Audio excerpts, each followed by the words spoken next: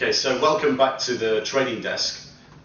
What we saw in the first part of the video series was an overall foundation and general understanding of the underpinnings of Forex markets. We built out this foundation which will enable us to understand the Forex market and how it really works from a professional trader perspective.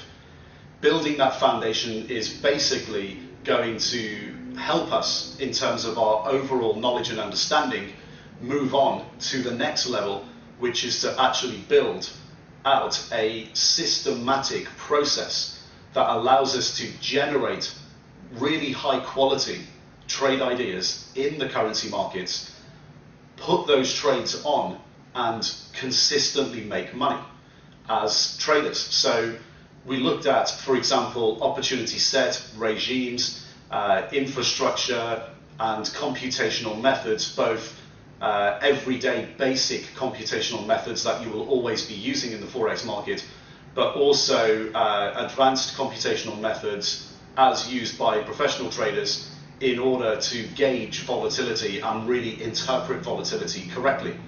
Now, this overall foundation is something we can always go back to and rely on.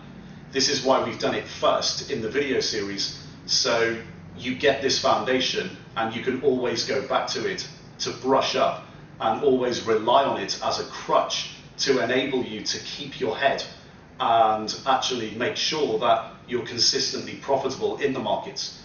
Now, just the foundation itself isn't good enough. If you're a typical standard retail trader, you've probably looked at the foundation and you may know some pockets of it, but you probably know only the vast minority of that stuff. From a professional trader's perspective, all of this stuff is really necessary in terms of foundation, but it's not just taken by itself as something that we can only rely on to generate successful trade ideas and profit in the currency markets forever. It's information that gives us the foundation to enable us to do that.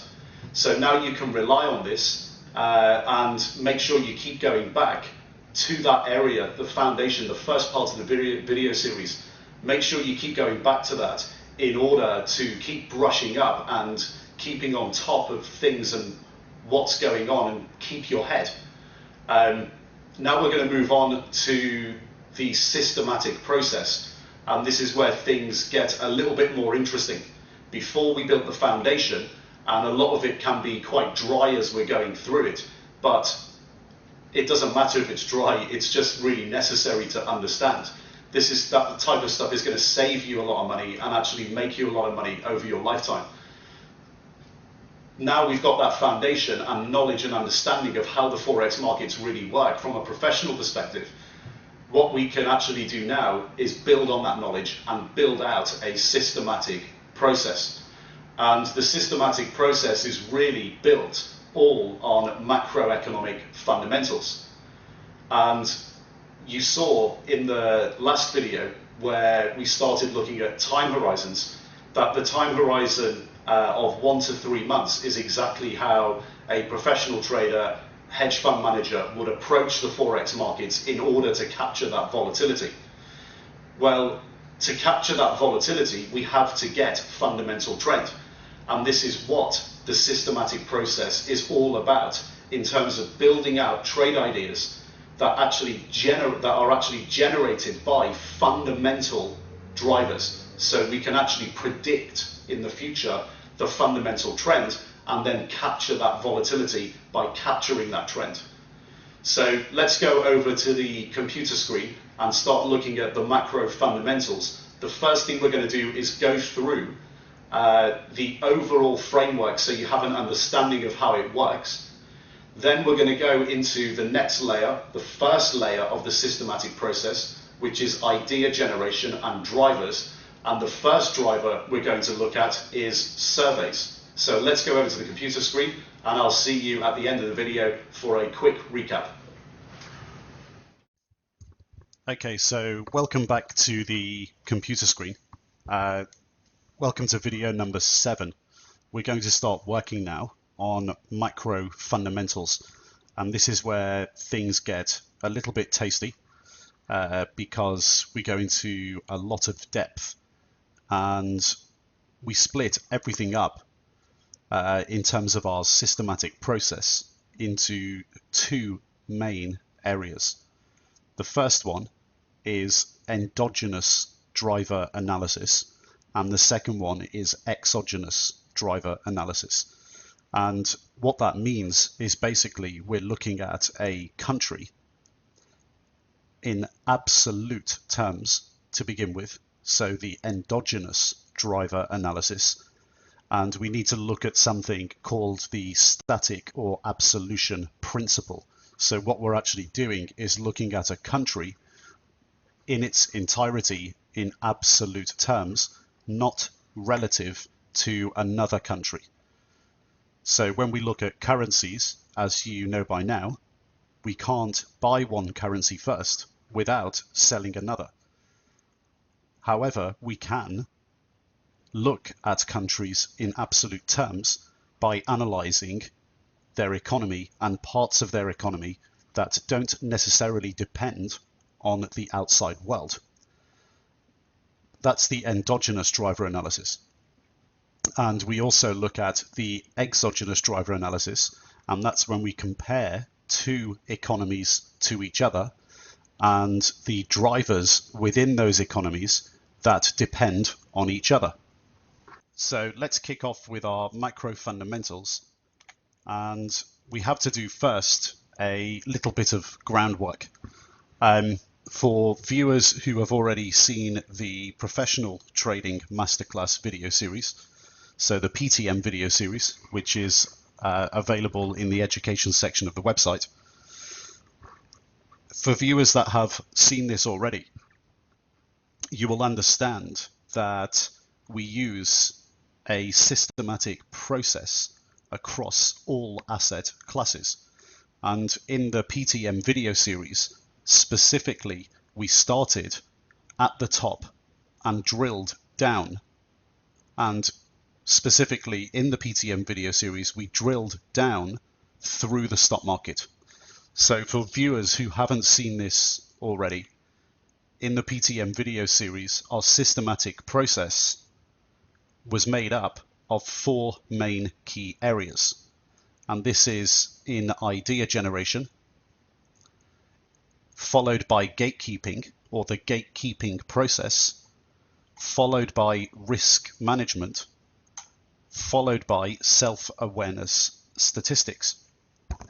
And it's no different in the currencies market. So for viewers of the PTM video series, you will be able to apply and understand a similar approach that we took in the PTM video series, and you'll be able to apply that over here in the PFTM video series. And for viewers who haven't seen the PTM video series, this will be new to you, but don't worry about it. We'll explain everything as we go along. Now, in the PTM video series, if we just keep things to basics, the idea generation phase is this phase over here. And what the idea generation phase does, it gives us a worldview to begin with. And our worldview, which is our outlook on the entire world, gives us our commodities views, currencies views, and bond views.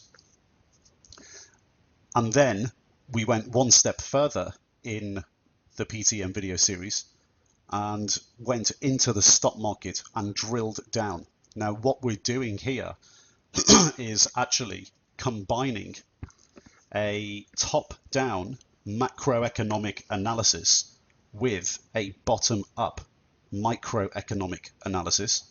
And then we're overlaying this with a gatekeeping process, risk management tools, and self-awareness statistics. And we start off with a top-down macroeconomic analysis because our worldview is driven by macroeconomic drivers. And then we overlay this with a bottom-up analysis because our drivers in the microeconomic analysis are driven by our micro drivers on industries and stocks. When we come over to the currencies situation, we don't need to worry about microeconomic analysis. All we need to worry about is our worldview, so our top-down analysis. And for viewers who have never seen this before, we just need to ensure that you understand here that there's 4 main key areas, and that our worldview and therefore our currency views are driven by macroeconomic variables. Now, when we go into currency views overall, you'll see that the currency views are driving our worldview as well. So our worldview we can obtain in its entirety over here, and this can drive currency views, but currency views can also drive our worldview. And when we take a snapshot or go inside currencies, so what we're doing is here is looking at the currency view idea generation area. If we magnify into that, what we'll find is that our currency views occur because of a number of drivers. And we have drivers on the left-hand side here, which are leading indicators. We have coincident drivers, which are also indicators. And we also have drivers here, which is our injections and withdrawals. And over coming in from the left-hand side, our leading indicators drive our coincident indicators and injections and withdrawals because they react. Now, if we go into the right-hand side first, this will be easier to understand if we come in from this side, because we've seen a lot of this already when we went through our foundation earlier in the video series. We can see here that injections and withdrawals are a combination of central bank and government actions, therefore monetary and fiscal actions. And we've listed the main drivers of monetary, so central bank behaviors, and government, so fiscal behaviors. And these are typically reactionary to what we have on the left-hand side. And what we have on the left-hand side are leading indicators, which are drivers that lead the economy. So they predict what is going to happen in the economy. And we have coincident drivers, and coincident drivers follow leading indicators, and central banks and governments react to both. So this here, this entire area, is basically how we obtain trade ideas in currencies. So this is the major part of our entire systematic process. We're going to be going into great detail of how we actually generate ideas by looking at all of these drivers here.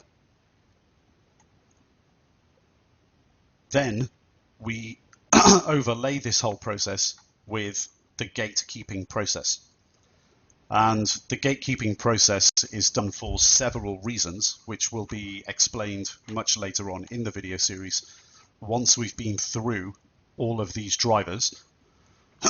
But essentially, we have here 3 situations that we use in order to time our ideas. So the whole purpose of this systematic process is to bring you up to a more professional standard, because systematic processes like these are applied by hedge fund managers. And if you walk into any hedge fund and you're an investor in the hedge fund, you'll obviously be wanting to know what their process is for selecting their positions.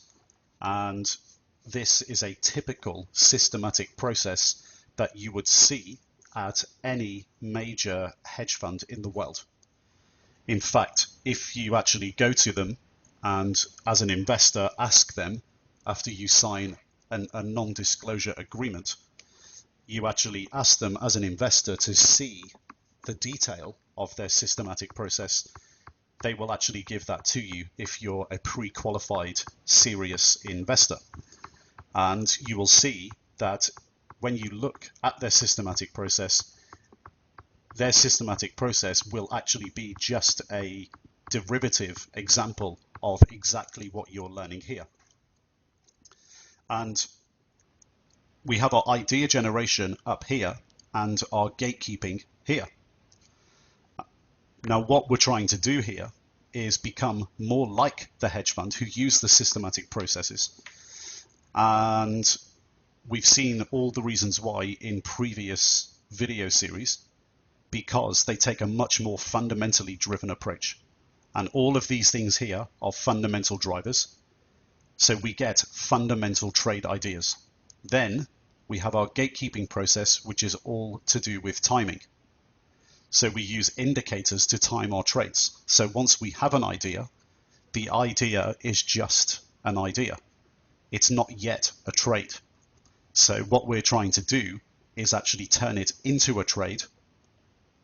And we're hoping or wanting the timing to line up with our fundamental trade idea. This will all become a lot more apparent as we go through the video series. Then we have our discipline area. So this is using risk management processes.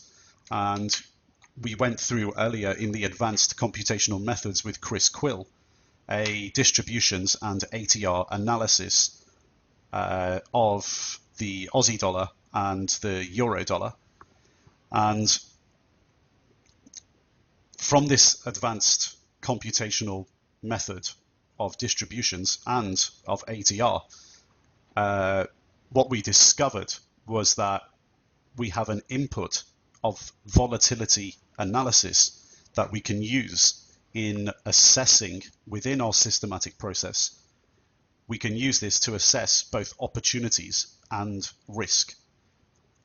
And these things all feed off each other, because you're not obviously going to seek trade ideas out in extremely non-volatile situations.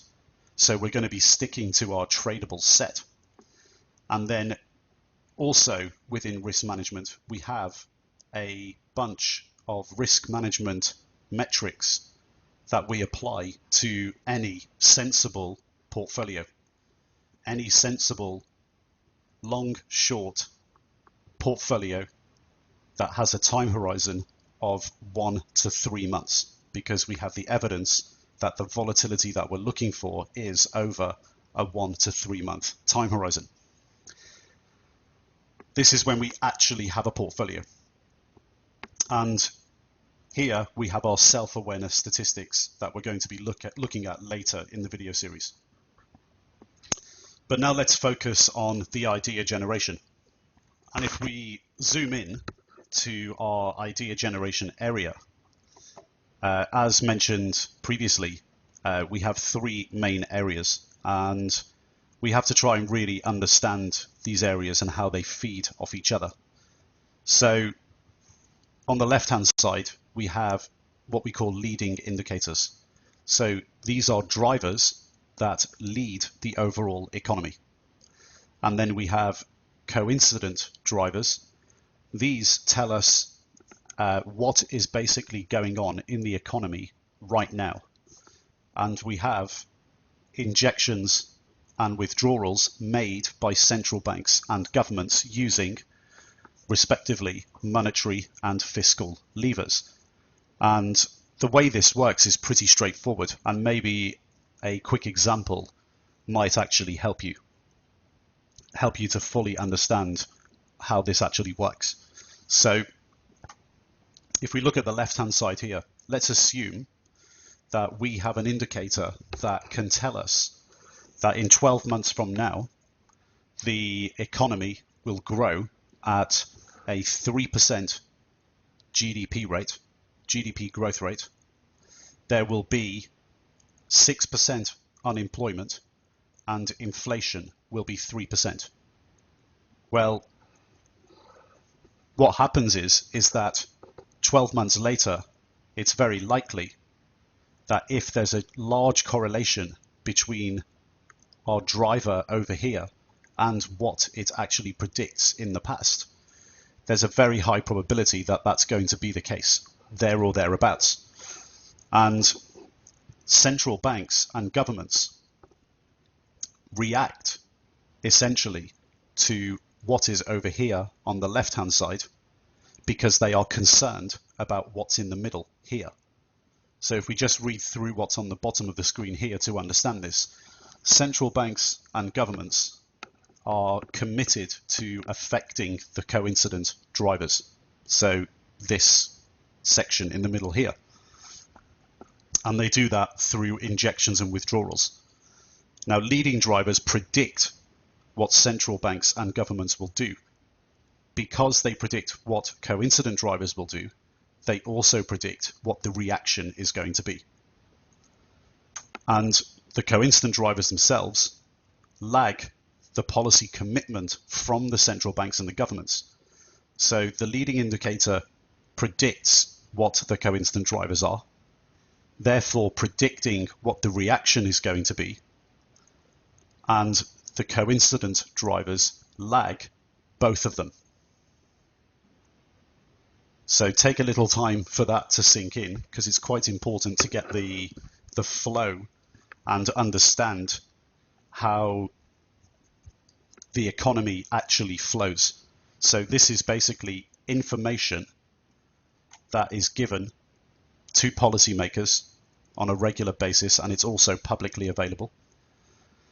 Given to policymakers, and because of the predictions of the drivers, the leading indicators, injections and withdrawals are made. Central banks and governments react because they are politically and economically committed to ensuring a certain level of inflation, ensuring that there is a high level of employment in the economy, ensuring that there is a good balance of trade in the economy, and overall a good and constant level of real gross domestic product growth.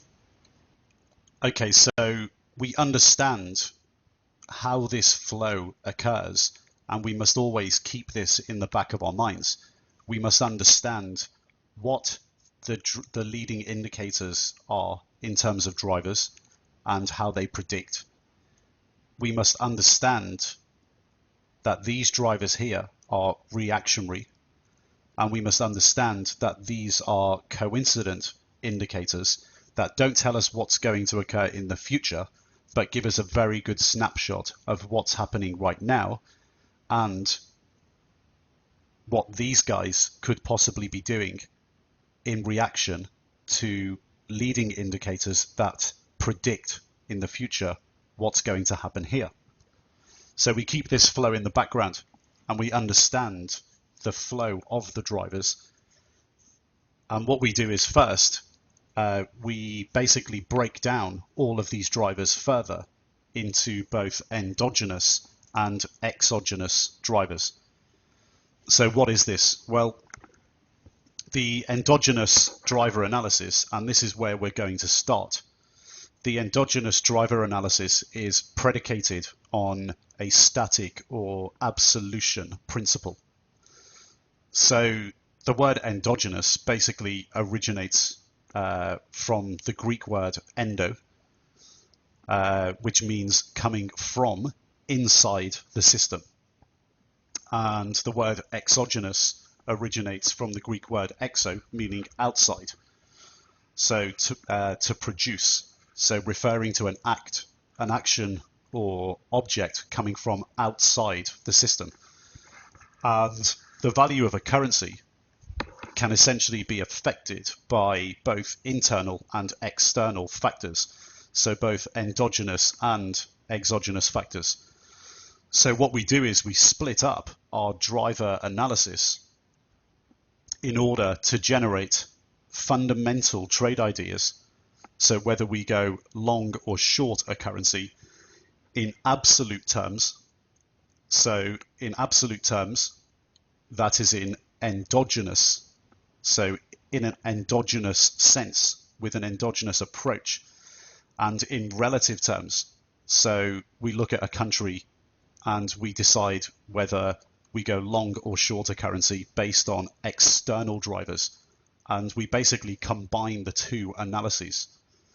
And what this does is it provides us with a systematic approach, a macroeconomic systematic approach to generating trade ideas.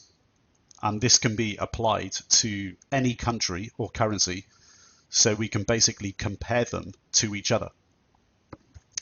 And we've mentioned this a few times so far, but a currency basically cannot be bought without first selling another currency. So basically, backing a currency itself versus another is exactly the same as backing a country's economy versus another. So what we have to do is utilize this systematic approach to create a fundamental watch list of currencies that we want to be long and currencies that we want to be short. And then we basically match them off against each other in order to optimize our trade ideas. And then we overlay this process with timing, so the gatekeeping process, risk management, and self-awareness statistics. Now, what we're going to be doing is we'll be using the United States and Australia as examples to do this. And what you've got to do is then practice by adding all the other covered examples, so all the other tradable set that we've gone through already in Foundation. And one of the things we do at the Institute, and not just at the Institute, but in all professional trading circles, so at investment banks and hedge funds, is we stick to something that we call the self-reliance principle, or the self-starter mentality, self-starter principle. And we use this throughout all of the Institute's education, and it also applies here. So what we're not going to be doing is literally going through every single currency pair with you and every single country and showing you the analysis on every single country and currency. That would be pointless, because what we'll be doing in terms of teaching you that way is actually we'll be spoon feeding you all of the information and resources, and you won't actually learn anything for yourself. So what we're going to be doing is creating the systematic process within the United States and Australia, and then you have to then take this process and apply it to all other countries and currency pairs. So in terms of the US and Australia, it will be a very, very detailed example of how to go through the full process. So going through the United States initially, and also going through Australia. But going through this process is very, very detailed. And then what you've got to do is then apply this to other countries and currencies within the tradable set. What you'll actually be doing by doing this is you'll be learning by doing. So learning with immersion and learning the skills required from the ground up, so you don't need to rely on others for the information ever again. And it should be pretty obvious by now why we're going to do it this way. Because if you did walk into a hedge fund or an investment bank and you somehow managed to convince them to give you a job on the desk, it's pretty obvious that they're not going to hire people who walk onto the trading desk that they don't believe could actually become the self-starter and become the decision maker of where to put capital at any one time. What would be the point of hiring somebody for your hedge fund or investment bank prop trading desk if when they sat down their sole function was to just do what you say. It's obviously not going to be the case. The people who get hired on trading desks at hedge funds and investment bank prop desks will be put through this process for at least a year, and dependent on how quickly they pick things up, is dependent on when they actually get capital and when they're actually trusted to make investment and trading decisions, because the managers are aware that they can now be self-reliant and be left to their own devices and make proper investment decisions, because they understand everything behind the process. They understand the numbers.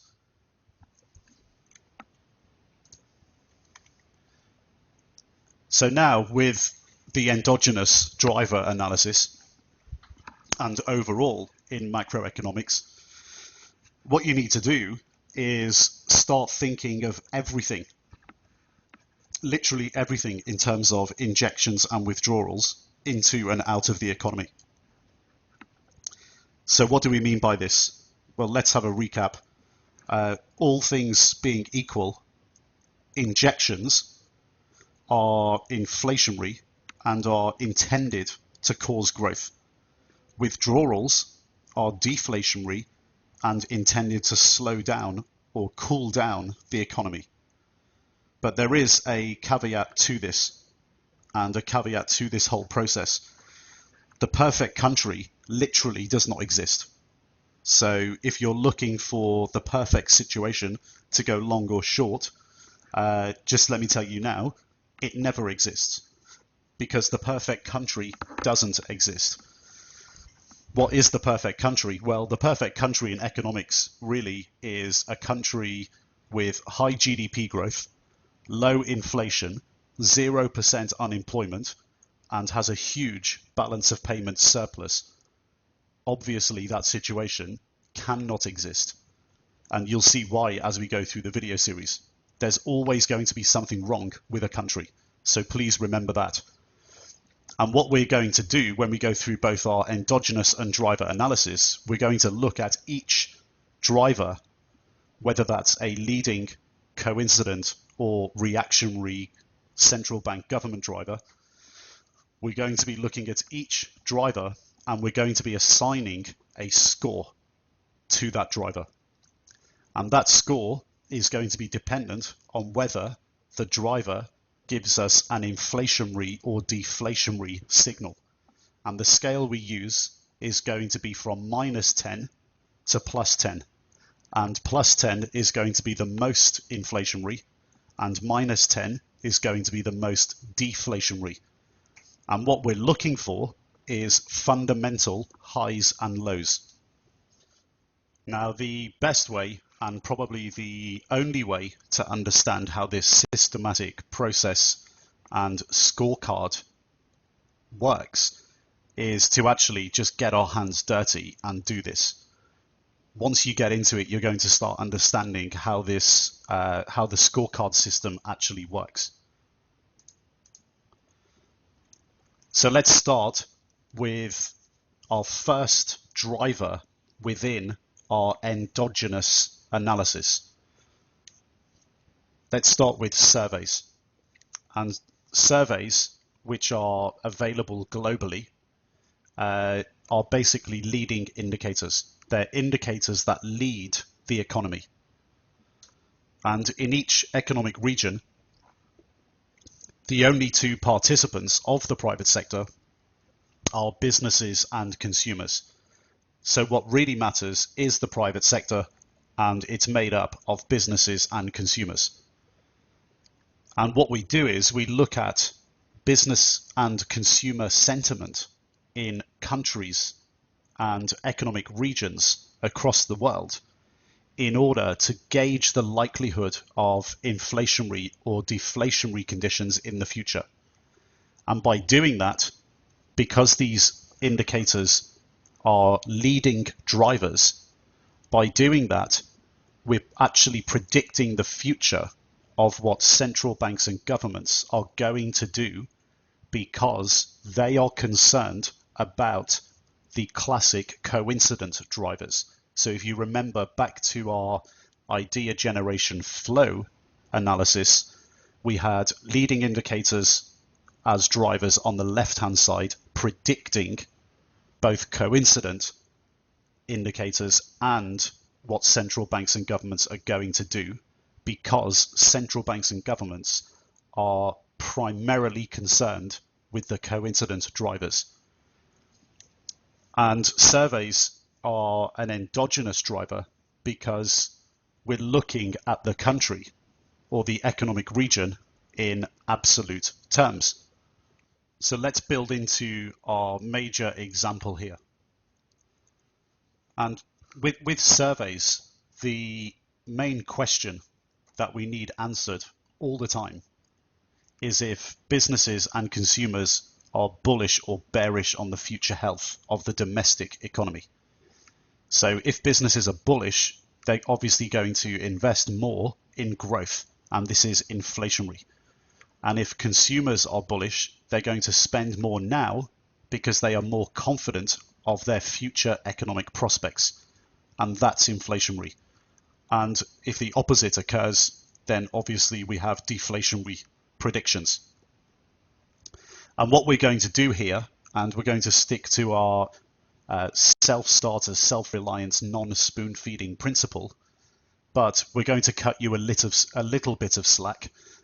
We're going to start with the United States.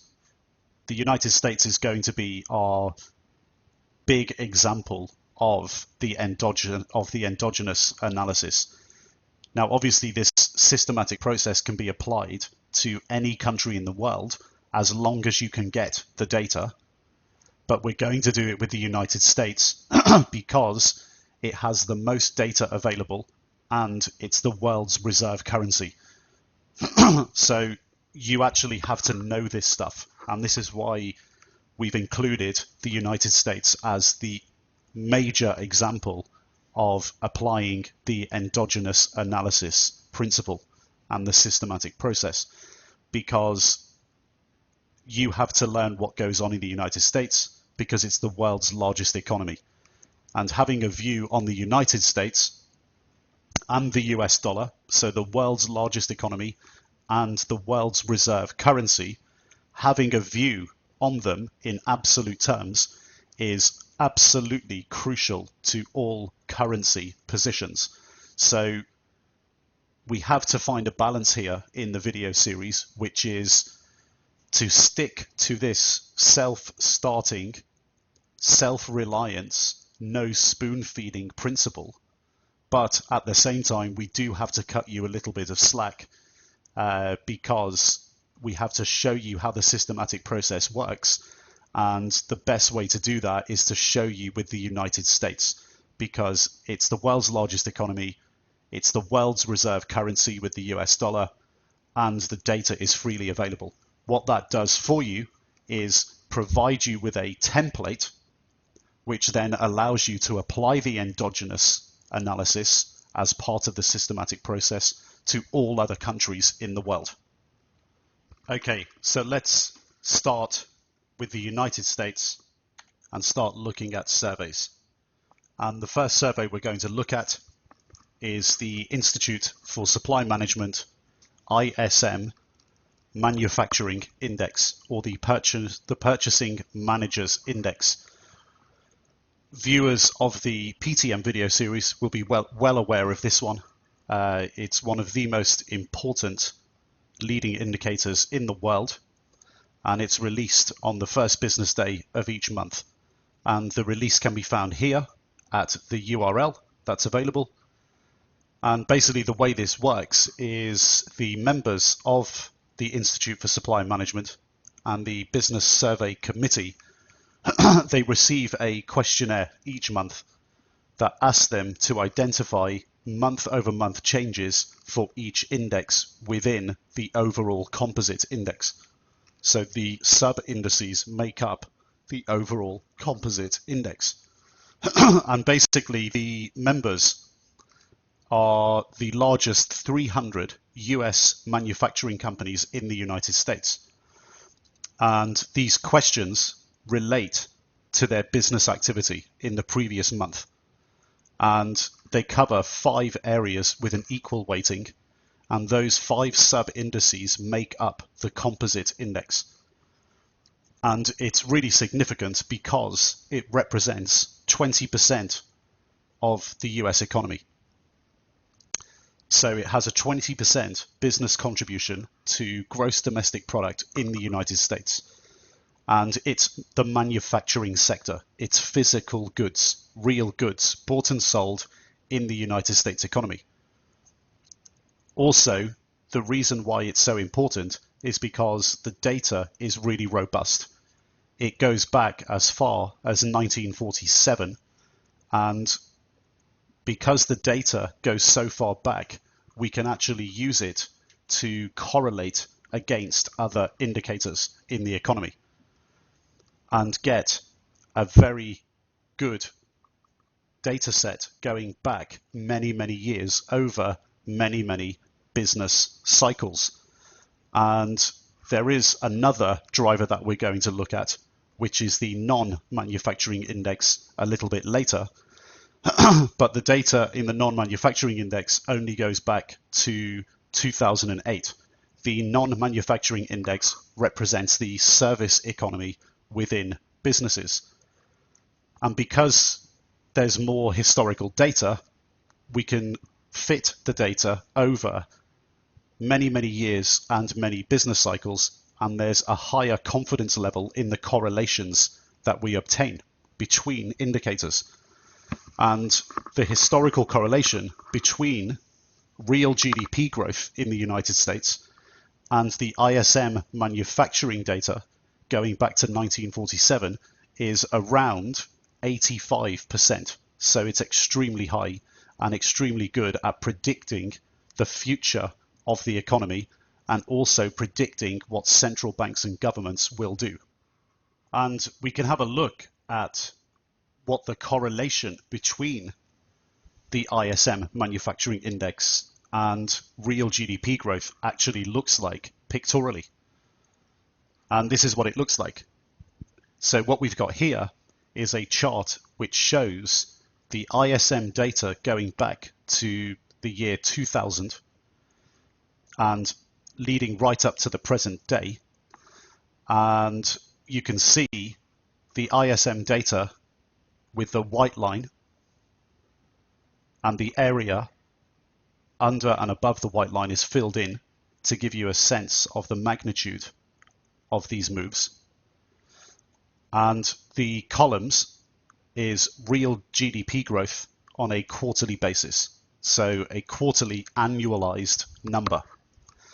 And you can see the direction for the vast majority of situations, for the vast majority of quarters, the direction of the ISM really does predict, in the vast majority of cases, the direction and level of GDP growth. And what we can do is go into our spreadsheet, and our spreadsheet has a full breakdown with all the data. Now let's go through the basics of this spreadsheet first. You will see a lot of sheets at the bottom here as part of this overall spreadsheet file. So we have basically multiple spreadsheets within one spreadsheet file. This is to make your life easier, so all of the data is in one place. And all of the processes that we go through in using Excel, you need to try and learn all of these and make your life a lot easier. So we're working smart, not hard. All the data needs to be in one place.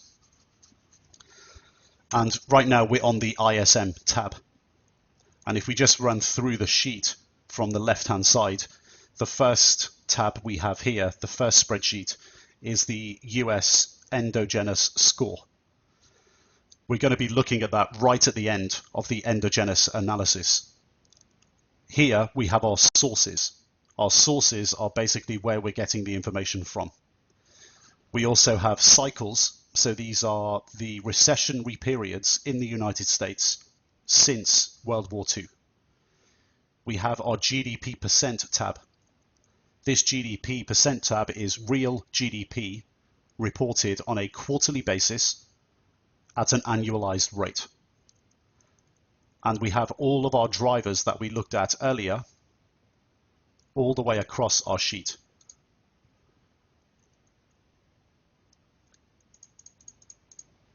And if we start with ISM, you can see that we have 3 columns. We have our date, our ISM number, and the percentage change. Now, where do we get this data from? Well, let's go into our sources. If you look in the sources tab in the spreadsheet endogenous analysis, which is available in the download section, you'll see the link here. And all you have to do is take this link, put it into your browser, and it comes up here. And you can navigate for the download of the PMI data. And we can see here that the last PMI was 51.5.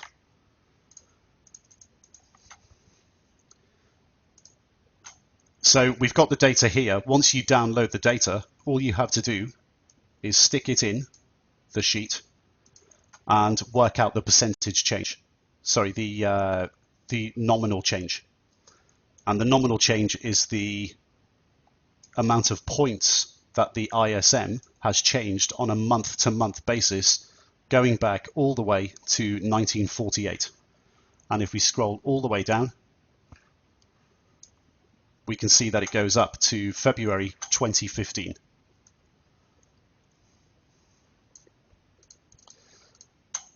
And all we have to do is chart this. And you've seen earlier in the Excel training with Chris Quill how you do this.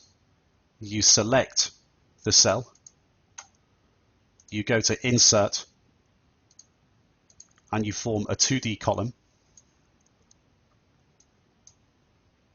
A 2D column chart. We click on Select Data. We edit the X-axis, and we choose the date.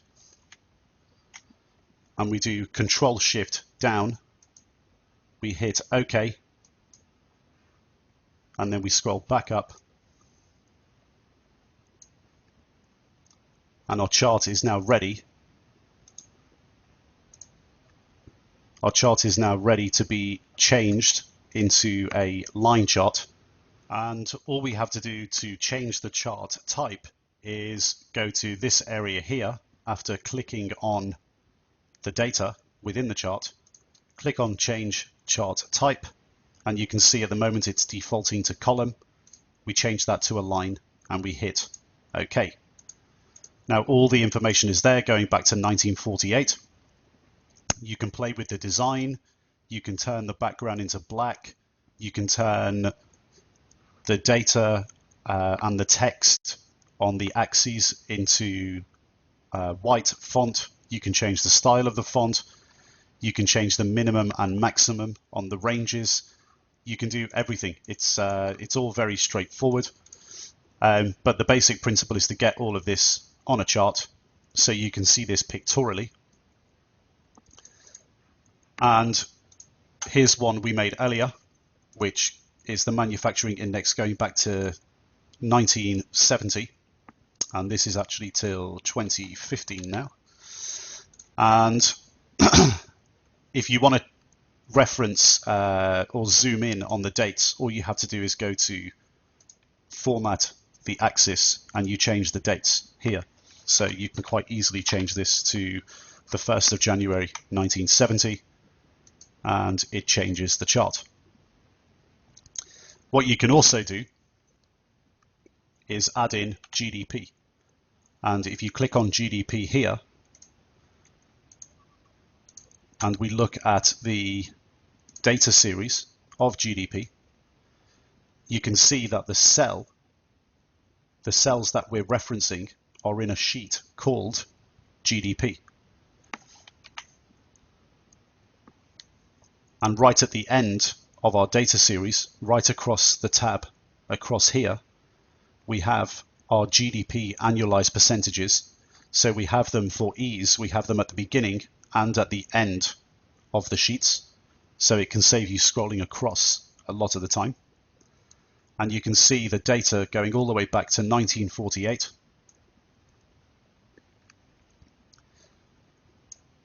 And this takes us all the way up to February 2015, and the last real GDP growth number that was reported on a quarterly basis at an annualized rate came in January, and that was for the quarter October, November, December 2014.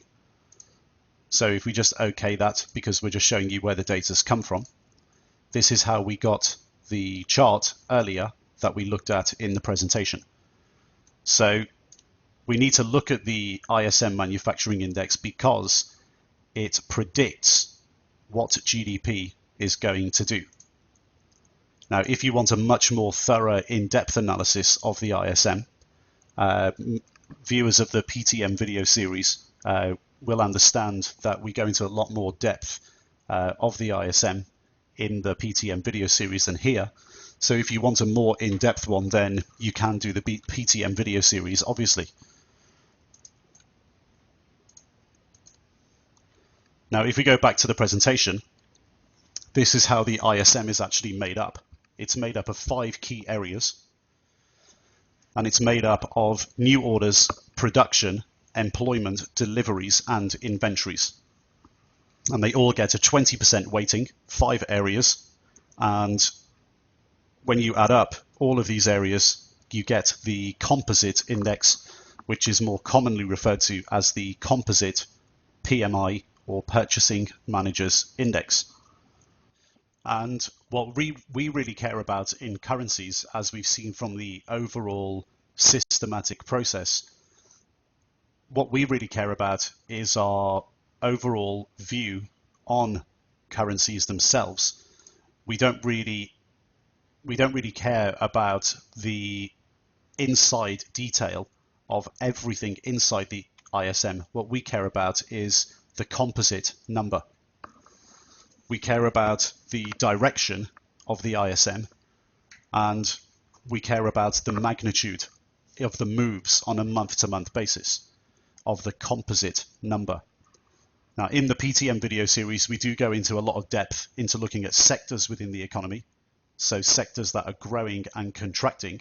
So growing and contracting, or so either contributing positively, so growing, or contributing negatively to the overall growth or contraction of the economy.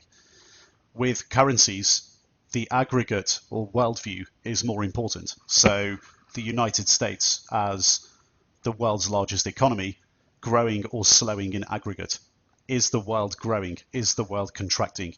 That's all we really care about at the worldview level. So what we do is we scorecard the PMI in the following ways.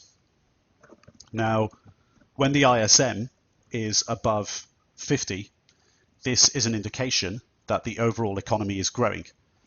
So we're forecasting that there's going to be positive GDP growth in the next 12 to 18 months. If the ISM is below 50, it means the overall economy is set to contract, and that will give us negative real GDP growth and even possible recession. And a recession is defined as 2 negative quarters of real annualized GDP growth in a row. So we scorecard for our currencies in the following way. So if the ISM is above 50 and growing, we will give a fairly high inflationary score, which is a +5 to a +8 on the scorecard. And an inflationary score gives us a short bias, or tends to give us a short bias on the currency. If the ISM is above 50 and slowing, we're looking at a 0 to +5 score. So what do we mean by that? The ISM is above 50 and slowing. Well, let's say last month the ISM was 59, but this month it's 55. Well, that means it's still above 50, so it's growing, and it's forecasting that the economy will grow. But what it's saying is that it's forecast to grow at a slower rate. So the ISM above 50 and slowing, we give a lower score because it's less inflationary. So we have a score of 0 to +5 on our scorecard. However, it's still inflationary, so we do have a short bias towards the currency. Now, what if the ISM is below 50 and slowing? So the economy is set to slow down faster than last month. Well, we give this a minus score of -5 to -8. And this is predicting deflationary conditions in the future.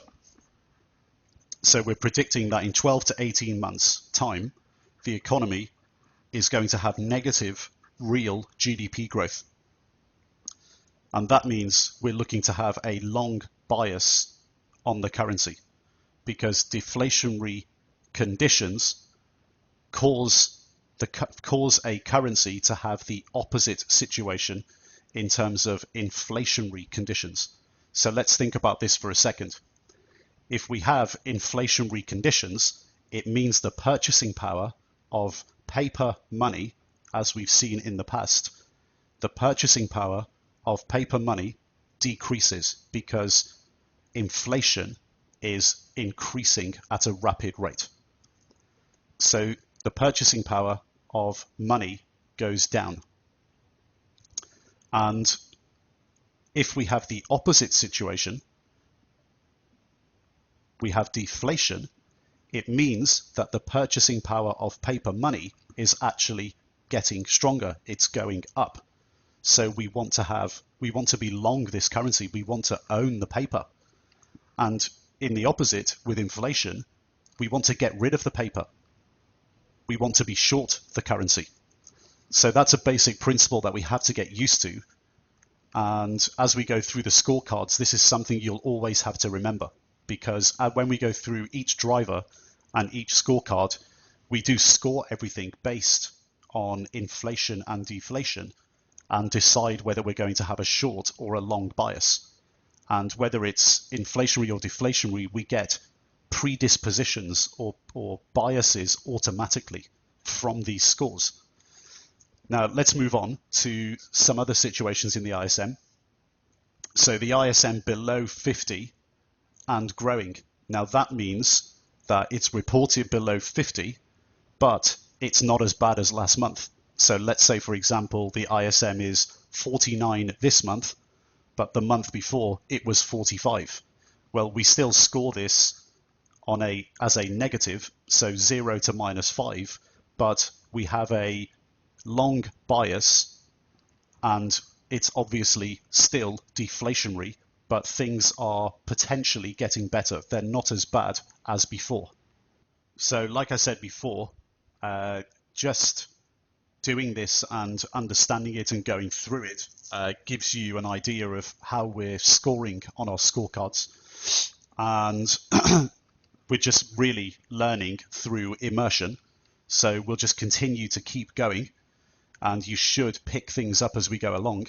The next thing we look at is the ISM peaking. So the ISM peaks above 50 and slows for the first time in the current cycle. Now, what do we mean by that? So imagine a situation where the ISM 3-4 years ago was below 50 and then it went above 50. And then it continued on its path, getting better every single month. So month on month, it might go from 51 to 51.5, 52, 52.5, 53, 54, and it might go up to the low 60s. And it might take 2 years to get there, 3 years to get there. Now, if the ISM peaks above 50, it means that it's got to the highest point and then it's gone lower. And going lower for the first time. And with this situation, it basically means, if we look historically, that the economy could have got to a peak in terms of business sentiment and GDP growth. And we're talking about predicted GDP growth here. So we're now looking at the ISM and saying business sentiment predicts that we have peaked in real GDP growth, and in 12 to 18 months' time, real GDP growth will likely be lower than what we've already seen or what we've already predicted. And in this instance, we actually have the opposite to what you would expect.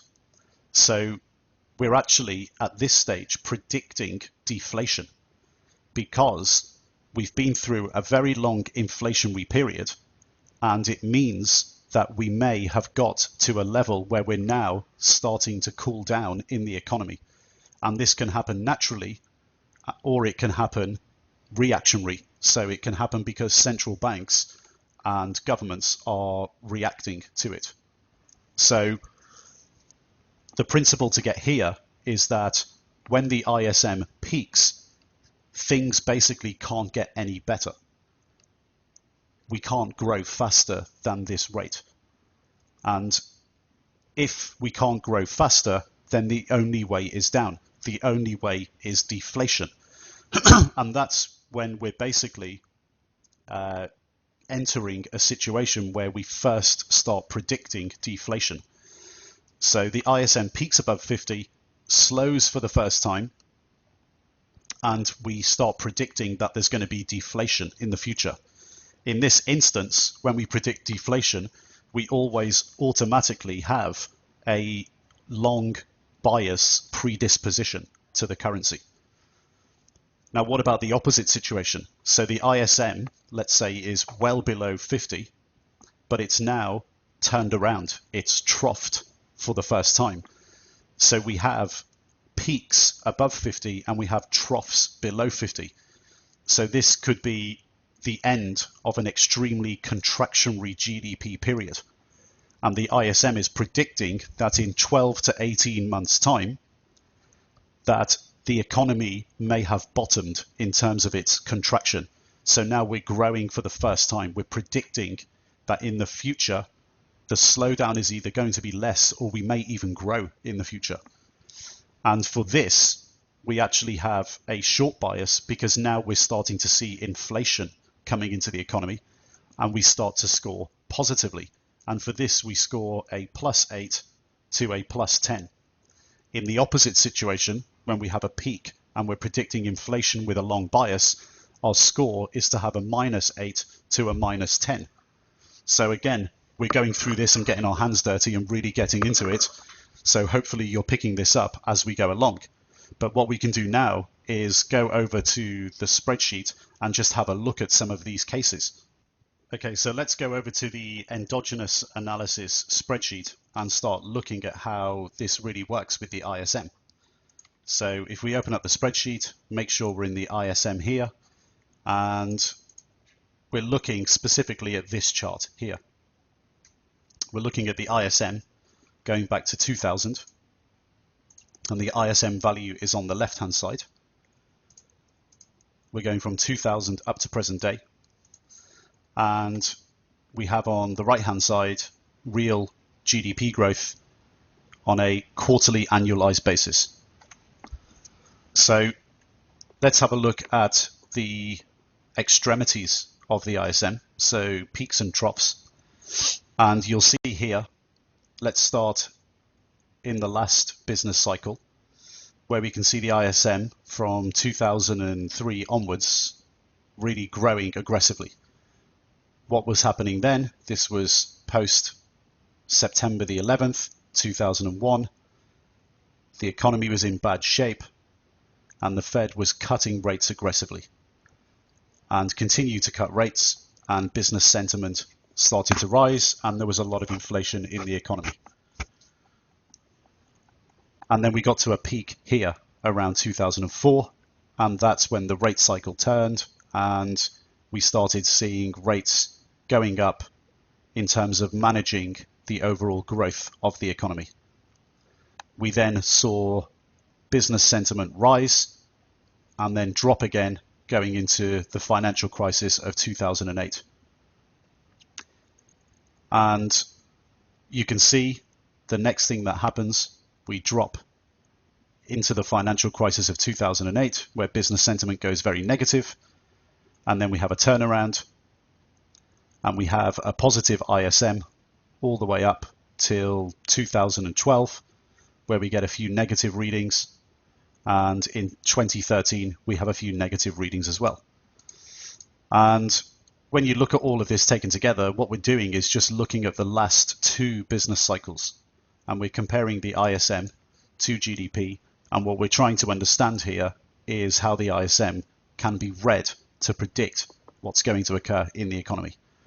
So it's pretty obvious that when the ISM readings come out and they're very low, then this is a warning sign that GDP growth is going to slow down in 12 to 18 months' time with an 85% certainty, because the data tells us that the ISM is correct 85% of the time in predicting GDP growth with a 12 to 18 month time lag.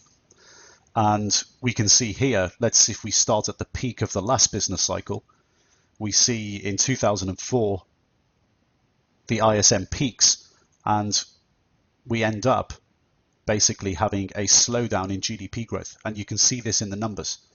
You can see this coming through later, where we have a fall from around 3.5% GDP growth to 4%, falling down to 2 to 3%. And then we go even lower to 1% and 0.4% when we look 12 to 18 months in advance. And this is a deflationary situation. And then we also have, when we go into the financial crisis, we have a peak up to 2006, and then this repeats itself.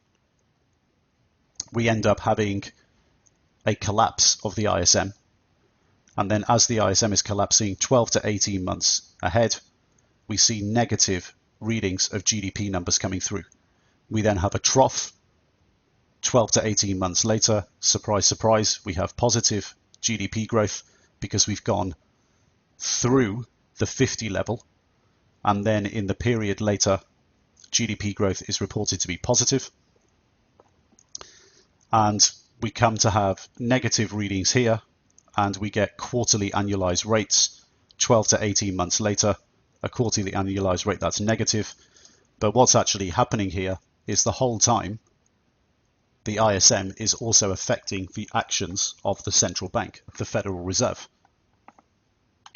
So the 4 things to remember with the ISM, the 4 things to really understand are the principles of growing and contracting. So 50 and above predicts growth, 50 and below predicts contraction, but also we have peaks and troughs.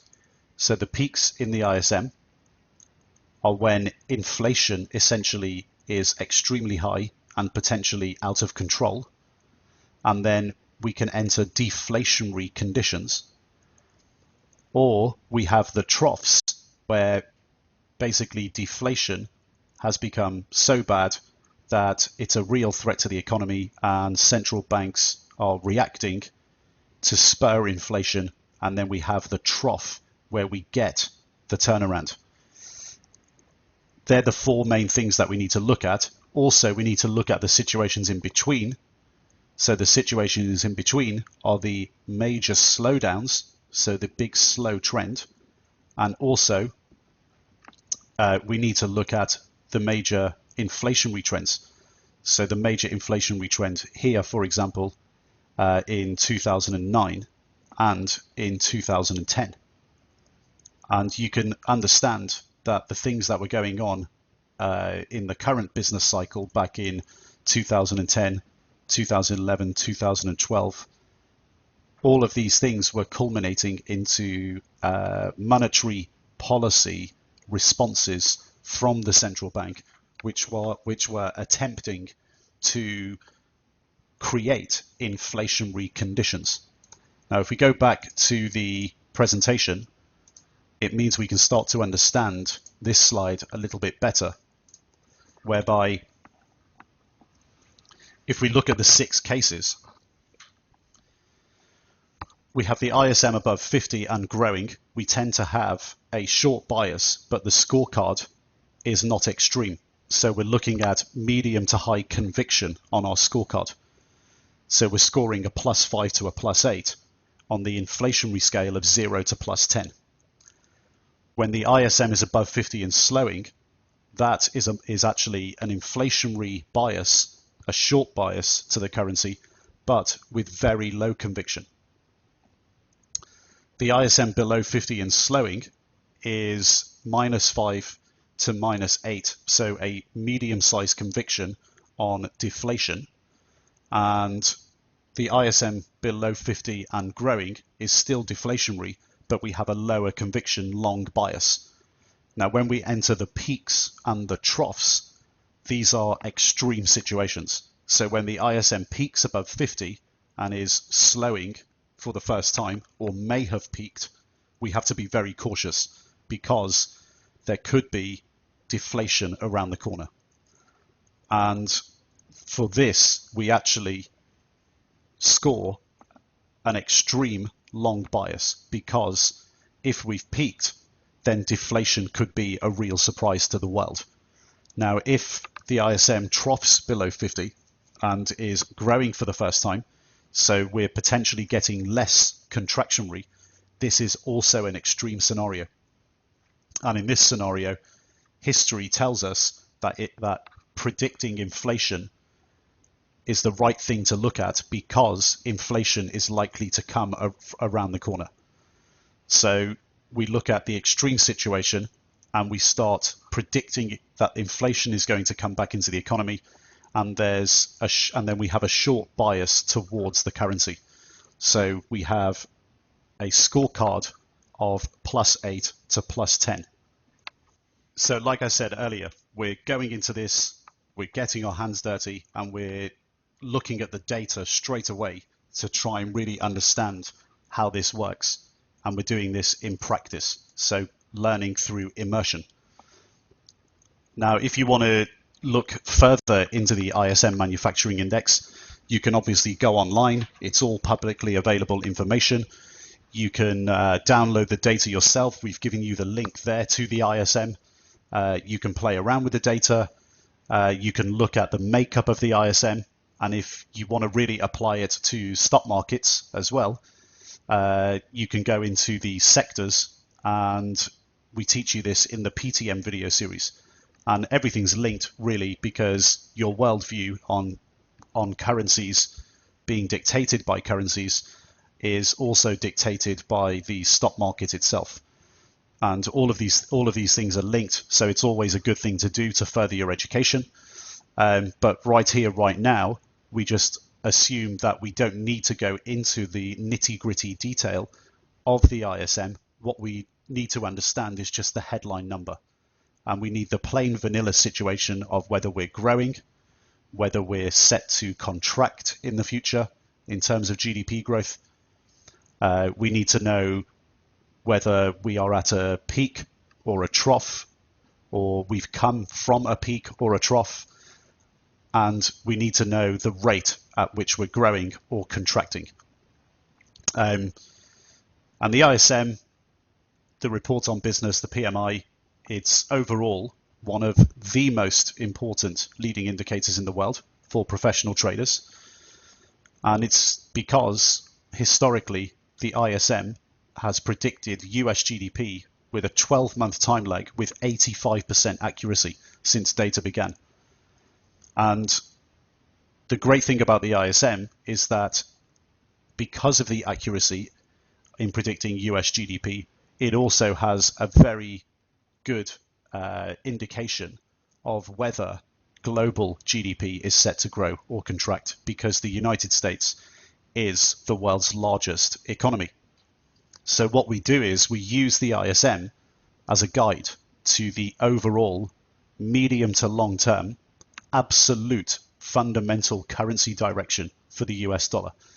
And this is important. It's important not to forget that we're looking at everything here in an endogenous format. So we're looking at the ISM and saying, well, if it's growing, that's good for the US economy. If it's contracting, that's potentially bad for the US economy. If it's growing, then slowing, that's good, but not as good as previously thought. If it's contracting, but contraction is less than the previous period, that's still bad, but things are getting better. And what we're understanding here is the United States economy from an endogenous perspective. This is not affected by forces outside the United States. But what it also does is the ISM also tells us what to expect from policymakers in Washington and at the Fed, so at the government level and at the Fed. So the ISM is basically one of the main predictors to predict the coincidence indicators and how the Fed and government will react with policy. So it's very, very important to our analysis.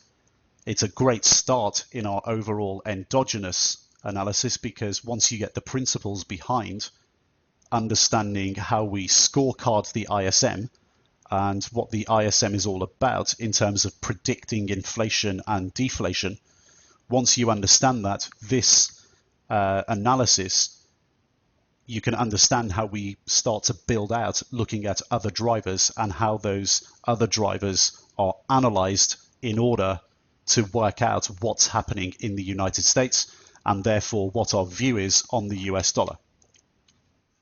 Now, something else that is pretty crucial to understanding what we're actually doing here in terms of the endogenous analysis, the static absolution principle, as in we're just looking at the United States in absolute terms, needs to be applied here, and you need to be reminded that this is what we're trying to do. Because if you think you're going to put, for example, the currency data of Eurodollar onto the ISM chart and try to correlate that with ISM and GDP growth, there's a lot of problems you're going to have doing that, because the currency pair depends not only on what's going on in the United States, but what's going on with Europe.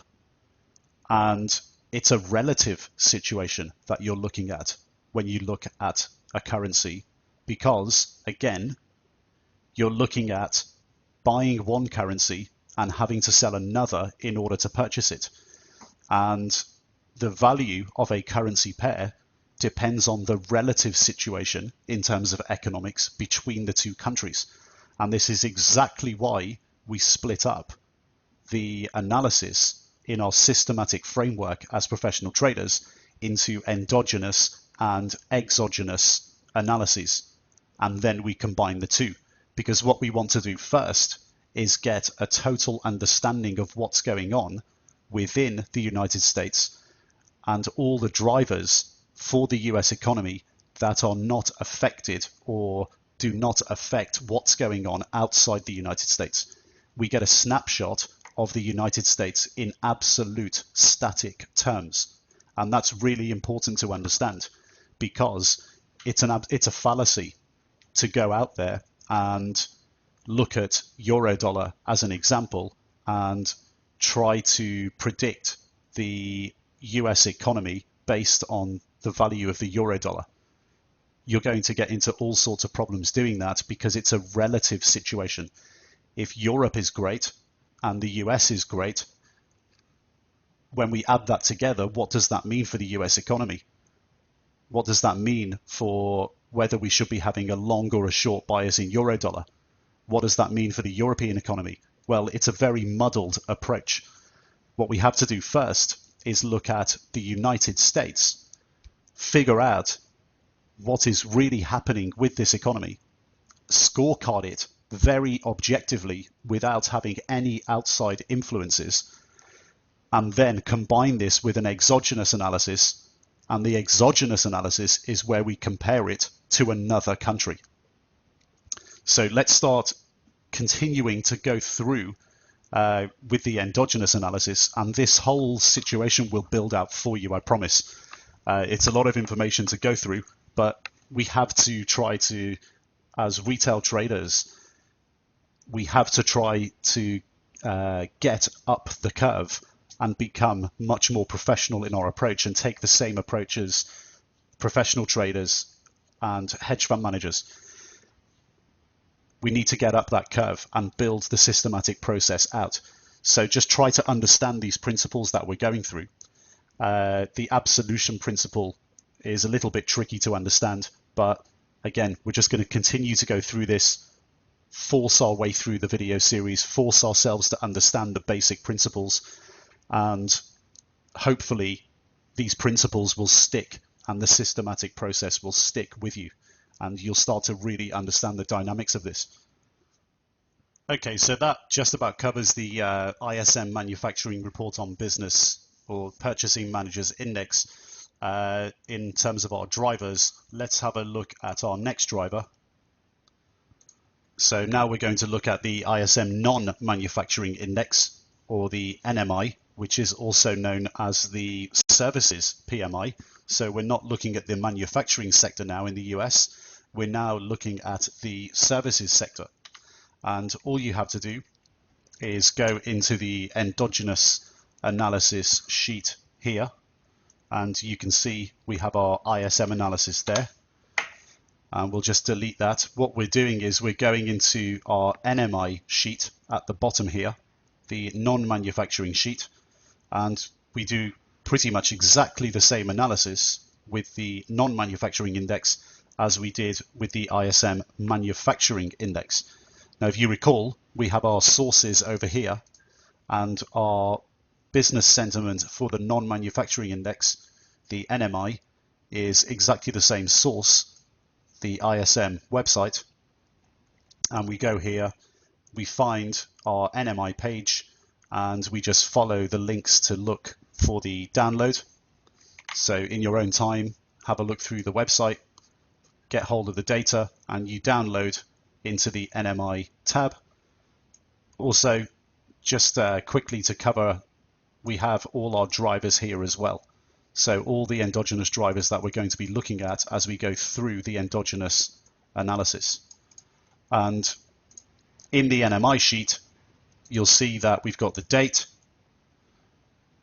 we have the NMI level, and we have the monthly change in the non-manufacturing index, and the data goes back to Jan 08.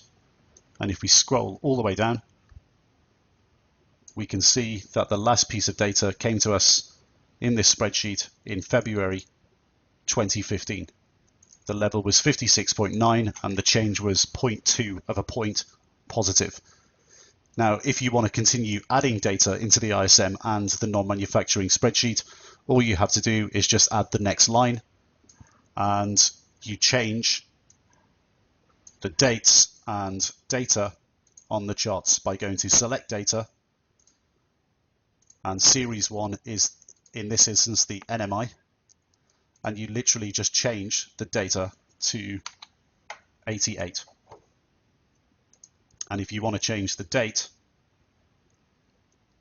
you go into the NMI and we scroll down, and we can see that it's capturing up to here, and we change the row to 88. So in that instance, we change the date and the data. If we want to change the date here, we go up to here, we do Control, Shift and down. That takes us to 87. We change to row 88. And that would capture any new data that we enter into row 88. So let's go back to the presentation for a moment and just discover what the non-manufacturing index is all about. So as we've already covered, the non-manufacturing index is all about the services sector.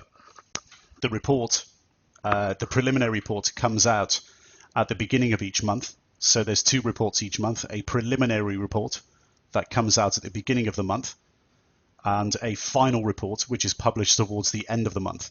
And if you just go into the sources area again, you'll get the link. But why is it important? Well, the NMI is important because the service sector does make up 80% of the US economy. There are a couple of drawbacks. The data does only go back to 2008. So it's covering much less data and business cycles than the ISM.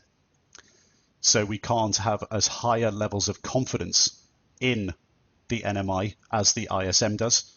But it's also because it's the service sector, and the service sector includes contracts between parties and not real goods bought and sold. So there is a question mark over it in terms of its authenticity, in terms of analyzing real demand in the economy. So real goods bought and sold, because they're physical, they represent the purchase and sale of real goods. So there's small differences in the makeup and composition of the NMI versus the ISM. But as traders, portfolio managers, we do treat them pretty much in exactly the same way. And we're using them really to get a proxy for obtaining our views on GDP direction. And when it comes to currencies, we're looking at predicting inflationary or deflationary conditions and how central banks, governments will react, authorities will react to these situations. So we're looking for our view on the US economy and our currency view on the US dollar. And if we want to get a pictorial representation of what the NMI looks like, we can have a look at the data going back to 2008 and look at this relative to GDP growth. And you can see here it's actually quite similar to the ISM in that if we look at the last business cycle, we can see the NMI negative at the beginning of 2008. It does go positive for a while, but the warning signs were there. And then in end of 2008, we start to see real negative annualized GDP growth on a quarterly basis. We get trough conditions here. And 12, 18 months later, again, we get trough conditions in real GDP. And we can see here the current business cycle where the NMI is above 50 and growing, and it's grown at a pretty constant rate, and so has GDP, although there's been peaks in the data, but we've generally remained above 50, and we've been around this 55, 56 level on average since we've come out of the financial crisis. Now what we can do is go over to the spreadsheet. We've built this in exactly the same way as we've built the ISM, but the data is just going back to 2008, Jan 2008. So familiarize yourself with the data, make sure you go through it.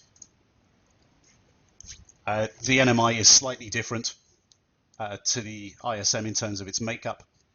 There's 4 areas that we look at: business activity, new orders, deliveries, inventories. There's a 25% weighting given to each area, and that creates the composite PMI for the non-manufacturing index, and that's what we're really interested in. How do we look at this? We actually score it in exactly the same way as we did before with the ISM. So the ISM and the NMI, we're scoring exactly the same way. Why is it important? Well, it's very leading in terms of the economy. So although the data only goes back to 2008, it's a very leading indicator, and it does give an 85% accuracy in terms of 12-month time lag in leading the economy. This is why we look at it in exactly the same way as the ISM, because US GDP is predicted by it with the 85% accuracy, even though the data only goes back to 2008. And US GDP overall drives global GDP growth. So we're using the NMI as an overall guide to a longer term or absolute fundamental currency direction. But we also use it as a head check by comparing the service sector to the manufacturing sector. So we're looking at both of them really in tandem. Again, the NMI also tells us what to expect from policymakers in Washington and at the Fed. So again, we're using prediction. So ISM non-manufacturing, we're using prediction indicators, leading indicators to predict coincident. So what's happening in the economy right now with inflation, jobs, GDP, and we're looking at predicting what the reaction is going to be from the Federal Reserve, the central bank, and Washington. And now what we're going to do, because we look at the ISM and NMI together, is we're going to go over to the spreadsheet and we're going to look at exactly how we attach scores to these situations in our two surveys, the ISM and the NMI. So let's go over to the spreadsheet, and we're in the NMI tab here, and you can see we've got our NMI data going back to 2008, and if we scroll down to the bottom, we got our latest data. So we get February 2015, which is reported in March, and we've got a score of 56.9. So that number is obviously growing. It's above 50. And if we look here, we can see that it's also growing and at a slightly faster rate. Now, when we look at the overall situation, we have to ask ourselves, how much is this growing compared to historical data? Because we are attaching a score here, and we can see that 56.9, so let's call it 57, is pretty high. And that is basically equivalent historically to pretty high levels of GDP growth. So GDP growth levels of around 3-4%, which is very high. If we go over to the ISM, we can see here that if we scroll right down to the bottom, we can see that the latest data, Feb 2015, which is reported in March, we can see that the score is 52.9, and it's growing because it's above 50, but it's slower.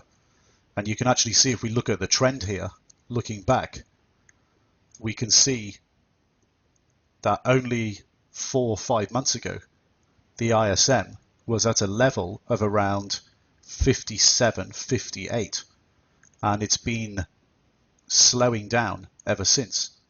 And what we have to do is look at the overall level of the ISM and look at this historically, and we can see that this level is actually pretty low historically, but it's still growing.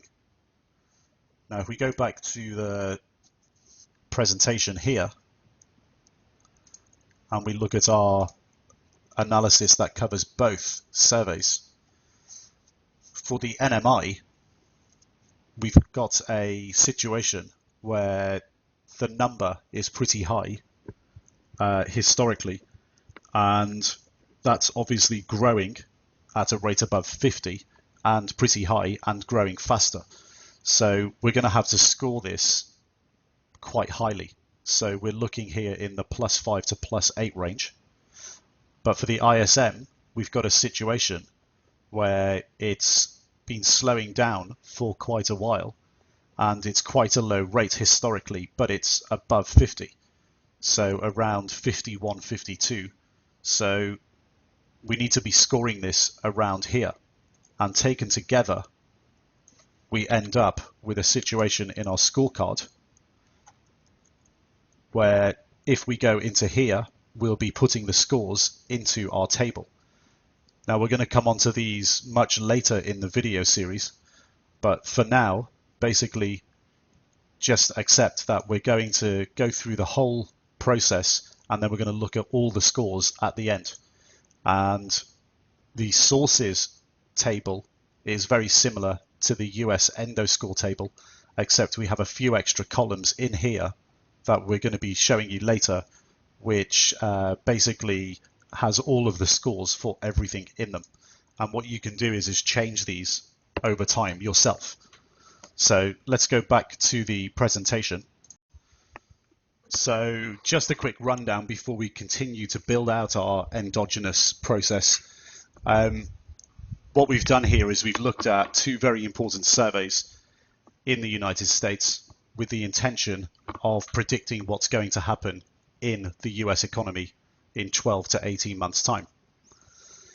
And the reason why we're doing that is because we want to predict whether in 12 to 18 months' time there's going to be inflationary or deflationary conditions. And if we predict that now with this information, then it means that in 12 to 18 months' time, that our coincident indicators, so our inflation, prices in the economy, employment, and real GDP growth, those coincident indicators are either going to be in growth or inflationary conditions or contractionary, deflationary conditions. And if we can predict that, what we're predicting is essentially what the central bank will do with monetary policy and potentially the government with fiscal policy. So when you think back to our overall idea generation process, this is how it all works. Basically, what we're trying to do here is we're starting to look at drivers in an endogenous manner, drivers that tell us what will likely occur in the future. And here we're looking at our first set, which is surveys. And the reason we're doing that is because we want to predict what central banks and governments will do in the future and what coincident indicators will do in the future, so we can take a position in the currency now. Now, we haven't said what currency we're going to be taking a position against, so what's going to be on the other side. What we're saying is here is that we're going to qualitatively score what the outlook for the economy is in absolute terms, in an endogenous manner. So just try to understand the principles that we're using here, try to grasp the thought processes and the principles, and try to understand the numbers in the spreadsheet. If you need to do more work outside of the course on the ISM and the NMI, that's totally fine. No one said this was going to be easy. No one said this was going to be an overnight situation where you learn everything very, very quickly. Macroeconomics, the lessons you'll learn are very in-depth, and the subject is very in-depth as well. And if you need to do more work, I definitely advise doing it, because if you're going to be a profitable, consistently profitable currency trader, you really need to get your hands dirty in learning macroeconomics, because as we keep going back to in the video series, we've stated many times over that learning how to trade currencies properly is actually a big lesson in macroeconomics and international trade. What we're looking at here now is macroeconomics in an absolute static principle basis. So we're looking at it from an endogenous perspective. Later, when we look at it in relative terms, we're obviously going to be looking at relative drivers, and one of those drivers is international trade. So it's all about macroeconomics and all about international trade and about putting it all together. Now let's move on to our next survey, which is the University of Michigan Consumer Sentiment Index. So the University of Michigan Consumer Sentiment Index is all about the consumer. Earlier, we were looking at the other entity in the private sector, which is businesses. If you recall, there's only two entities that make up the private sector. It's businesses and consumers. So we have to look at both. We have to look at business sentiment and we have to look at consumer sentiment and look at the signals that they're giving us about predicting what's going to happen in the future. So the University of Michigan Consumer Sentiment Index is a consumer sentiment index for the United States, and it's the most popular one in the world. It gives you basically the confidence that consumers have about the stability and future prospects of their incomes. So what this does is basically give you an understanding of the overall trend to expect in the economy. So for example, if consumer sentiment is low, it basically means that consumers are likely to spend less money and save more and cause the economy to shrink. So if it's high, consumers will actually go out and spend more, save less, and cause the economy to expand. Because if they're feeling confident about the future prospects of the economy, they're expecting to be earning or making more money in the future. Therefore, they don't mind spending money now, they'll spend more. And if their sentiment is low, it means they don't have any confidence in the future and they're spending less, tightening their belts and putting money away for an expected rainy day. So they're predicting the economy to shrink and they spend less now. They're predicting the economy to expand, they spend more now. And consumer spending is important because it makes up 2/3 of US GDP. And the remainder is business and government spending. So we've got businesses in the private sector. Remember, businesses and consumers make up the private sector. And we've got government spending, which is the public sector. The Michigan data can be found at the link shown here in the presentation. We're going to go over to the spreadsheet in a second, but you can basically cut and paste the URL from the spreadsheet into your browser and you'll find it. University of Michigan releases a preliminary report on the second Friday of each month and the final survey on the fourth Friday of each month at 10 a.m. Eastern Time. Now, if we look at the University of Michigan Consumer Sentiment Index in a bit more detail, what we see is it's made up of two sub-indexes. It's made up of the Expectations Index and the Current Conditions Index. And the way this works is the Michigan Consumer Research Center conducts a telephone survey asking 500 consumers a series of questions on their personal finances and their opinions on future business conditions. And you might think this is a small sample size, but it's actually incredibly accurate historically.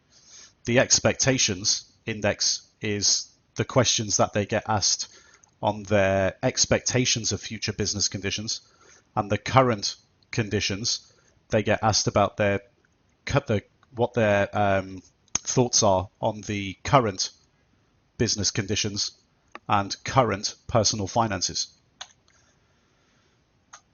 And basically the way to look at the UMCSI is a bit different to the ISM and non-manufacturing index because it doesn't actually have defined levels that signify expansion and contraction in the US economy. So if you recall, when we looked at the ISM and the NMI, we looked at the level above 50 to indicate growth and a level below 50 to indicate contraction. But the UMCSI doesn't have this predefined level of 50 or any predefined level at all. What you actually have to do is correlate the level of the UMCSI historically with the levels of GDP growth that they predict. So long term, the average level of the consumer sentiment index is 85, and this coincides with approximately a long-term growth rate in the United States of around 3%. So we can deduce the following really. If the readings of the University of Michigan Consumer Sentiment Index are above 80, then it means we've got bullish consumers. We can expect a higher than 2% GDP growth. Readings kind of between 70 and 80 are benign consumers. So they're neither bullish or bearish. and we can expect a growth rate of between 0 to 2%. Readings between 55 and 70 are very bearish US consumers, and we can expect contractionary conditions in the future in real GDP growth, and we expect low growth rates of around 0 to minus 3%. So how does the UMCSI look when we look at it pictorially against GDP? Well, you can see from looking at this chart, which is available in the endogenous driver analysis spreadsheet, you can see that GDP growth really does follow and is highly correlated to the level of the UMCSI. Now, if we go over to the spreadsheet, we can see this in a bit more detail. So we're in the NMI tab at the moment. Let's go to the UMCSI. In the UMCSI tab, you can see that our data set goes back to 1978, and all we care about here is the absolute level of the UMCSI and the change month on month, not in percentage terms, but in a points analysis. So this is just the change that gets reported every month. And if we go into our sources tab, you'll be able to see that the source, the link, is in the table in the cell next to consumer sentiment, and we can just click on that, and that takes us to the University of Michigan Consumer Survey website, and we can go into our data archive here to download everything. So if you want to get the data yourself, just go to the website, download it, but all the data's here for you. And all you have to do to update this spreadsheet is, again, scroll down to the bottom and just put in the latest number here. The latest number we have here is for March 2015, so that's reported in April. So feel free to update these sheets if you want to. And if we scroll down, we can look at this chart more closely. What are we looking at? Well, we've got the absolute level of the UMCSI here, and we've got the level of real GDP growth on the right-hand side here. And what we're looking for is consistency in our data, in that we're looking for levels of the UMCSI that are consistent with levels of real GDP growth. And the average level of the UMCSI is 85. You can check that if you run through the data by just bringing up a trend line of the average of the entire data onto your chart. And this is consistent with levels of around 3% GDP growth. Now, where's the GDP data coming from?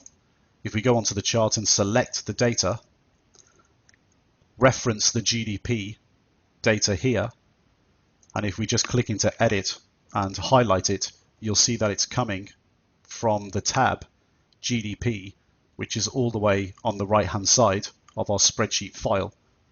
And if we just OK that, we're going to end up back into the UMCSI sheet here.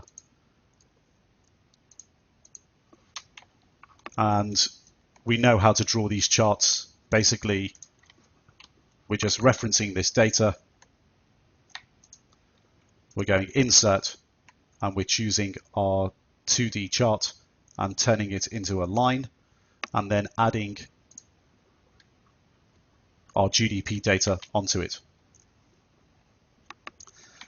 Now, when it comes to the scorecard, we have to take a slightly different approach with the UMCSI relative to the ISM and the NMI, because as mentioned previously, if we just widen this a little bit, as we mentioned previously, there is no defined growth and contractionary level with the UMCSI. So what we have to do is look at the data and match up historically the level of GDP growth that's consistent with a certain level of the UMCSI. And the way we do that is pretty straightforward. If we start here in column AY, we look here at the average level of the UMCSI historically, which is 85. And that level of the UMCSI, 85, the average of the historical data, is consistent with levels of 3% GDP growth. And as GDP growth is predicted lower, obviously the UMCSI is predicted lower. And we end up with situations like column AJ, where if the UMCSI is at 70, historically this is consistent with no growth in the US economy. So GDP, real GDP growth of 0. And we go all the way down the scale to the lowest levels of the UMCSI recorded, and this is consistent down here. A 55 reading in the UMCSI is consistent with minus 3% GDP growth. And if we go further to the right, so we go above the average, this is obviously higher readings of the UMCSI. They are consistent with much higher levels of GDP growth above the average. Now, when we look at our scorecard, which is our next row here, you can see essentially there's 5 zones that we need to look at, and we've also color-coded these zones as well. Now, if we go back to the presentation, we have a full explanation of how the scorecard is scored. And from our analysis earlier, we discovered that multiple readings above 80, we get very bullish consumers. So we expect a higher than 2% GDP growth rate. Readings between 70 and 80, we're expecting benign consumers because we get GDP growth rates in the future of 0 to 2%. And if we get readings between 55 and 70, historically, this is consistent with low GDP growth, so contractionary levels of 0 to minus 3%, and we get very bearish consumers. And in our zones here, we'll explain these in a second, we get different biases because we're predicting inflationary and deflationary conditions consistent with different levels of the UMCSI. Now, if there's extreme bullish and bearish sentiment, this can mean that we've got peaked, so overly bullish conditions, and troughed, overly bearish conditions. So sentiment from consumers being overly bullish or overly bearish. And this is a good example of how you've got to think differently in the extremes. So similar to the way the ISM and the NMI works. Policymakers in the future, when they see this, they're more likely to take the opposite action to what they're seeing in the extreme circumstances.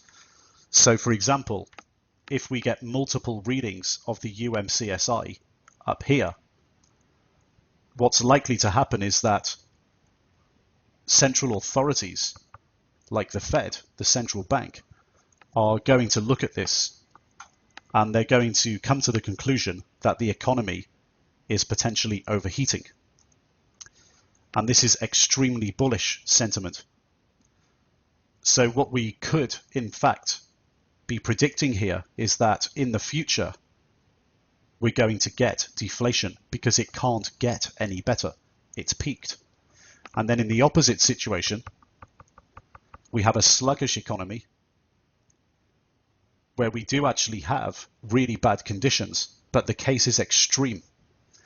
And it's more than likely that the Fed in the future is going to try to create inflation to erase this situation. So in the extreme scenario on this side, we have extreme bearish sentiment during a sluggish economy. and we're predicting that in the future we're going to get inflation because the central authorities are going to act. So there's various ways in which they can act. They can use interest rates and money supply, and they can be increased in order to create deflation. So interest rates increase and money supply decreases. Or they could do the opposite to create inflation, which is to decrease interest rates and increase money supply. So in the extreme cases, this is what we have. We have a situation where we're predicting that in the future, policymakers are actually going to react to this situation, and we're predicting deflation. So in the extreme case of very high readings in the UMCSI, we will look to have a long bias. In the extreme cases where we've got extreme bearishness from consumers, we're looking to predict inflation because it can't get any worse, and we're looking for a short bias in predicting inflation, a short bias to the currency, and over here a long bias to the currency. So I hope all these principles are starting to sink in. Now obviously it's a little bit difficult to grasp these principles immediately, but just stick with it. It should all start to come together.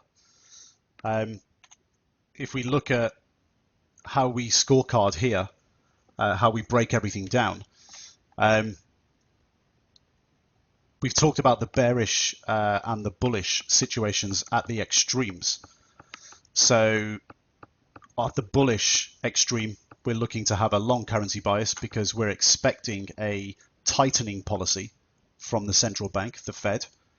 And in the bearish extreme, we're looking to have a short currency bias because we expect a loosening monetary policy from the central bank, and we're predicting inflation.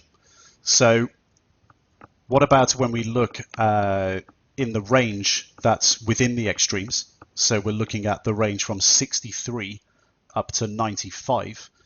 Well, let's start with the first section, which is when the UMCSI is predicting a slowdown. So we go from this section here, 63 to 73.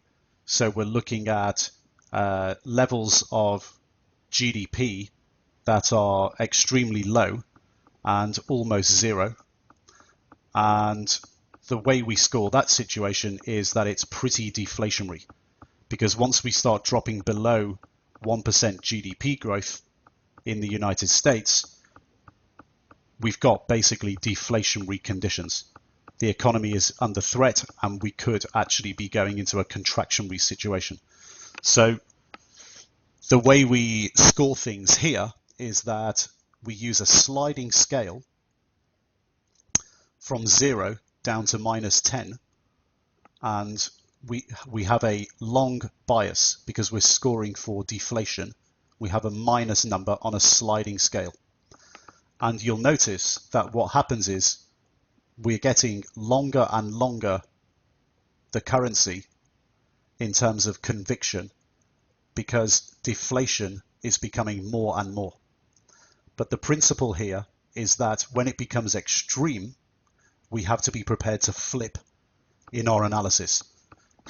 What does that mean? It means that we get to a certain point where deflation is at a level where the authorities are not responding, but we know from history that when we get into this zone here on the UMCSI, this is predicting levels of GDP growth where it's extreme, and the central authorities have to act. They have to create inflation.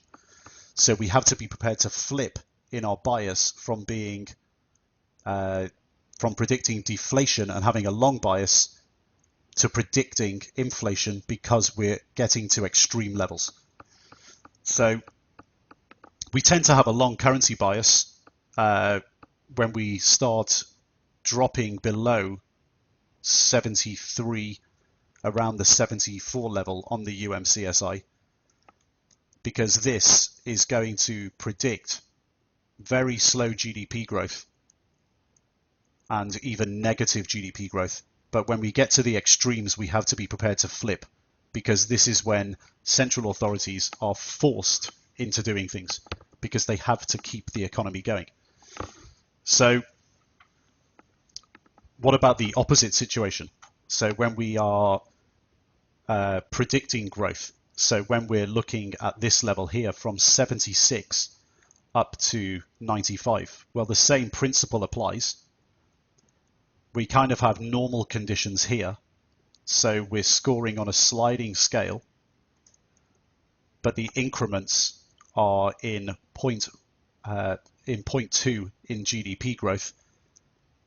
And we have a normal situation here where growth in the economy is between 1 and 3%.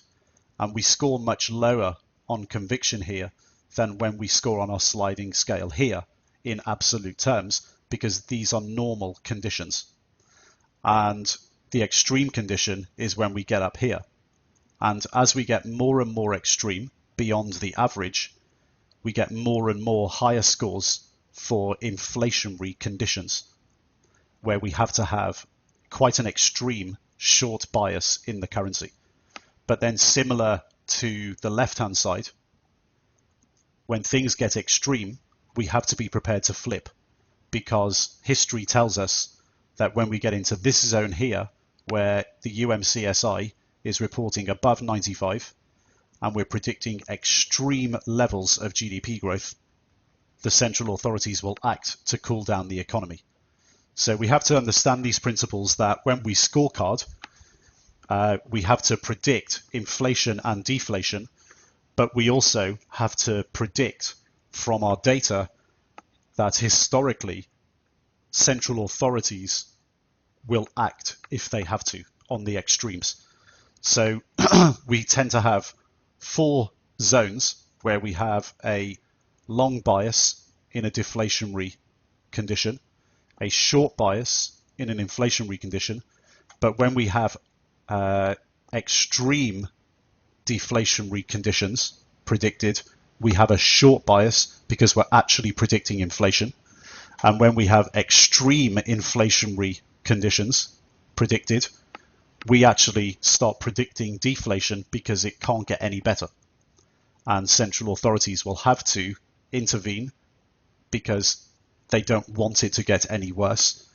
And they will have to intervene because inflation may get out of control away from the target rate. So we have to bear in mind these extremes, and we have to operate within the parameters. So let's break this down a little bit further for you. Let's try to think of this in a pretty straightforward manner. The closer we get to the extreme bearishness, so consumers getting really bearish, the higher the likelihood that the central authorities will react, and react with a loosening monetary policy. The closer we get to extreme bullishness on behalf of consumers, the higher the likelihood that the central authorities will act, and will act with a tightening monetary policy response. However, it's pretty obvious that consumers spend most of their time being mildly bullish or bearish and benign. And GDP spends most of its time growing at a normal or non-extreme pace. In that case, we have a bias either way for a long time during each cycle. And what we do is we just scorecard from a scale of -10 to +10 on inflationary and deflationary expectations. And as we've seen, we scorecard with a sliding scale. Now, the sliding scale is a best practices guide. It's a qualitative guide, and it's by no means a rules-based system. Rules do not exist when GDP growth, jobs, and inflation or deflation is a concern. At the end of the day, policymakers can, in the end, just do exactly what they want to do. And we can't really 100% predict what's going to happen. But we can try to go through a qualitative process and a systematic process to scorecard objectively what is occurring in the economy. And by doing that, as professional traders, we're going through a process that cuts out all the noise. And this is what we have to do as professional traders to ensure that we're being objective. So we go through the endogenous analysis and we qualitatively score everything objectively.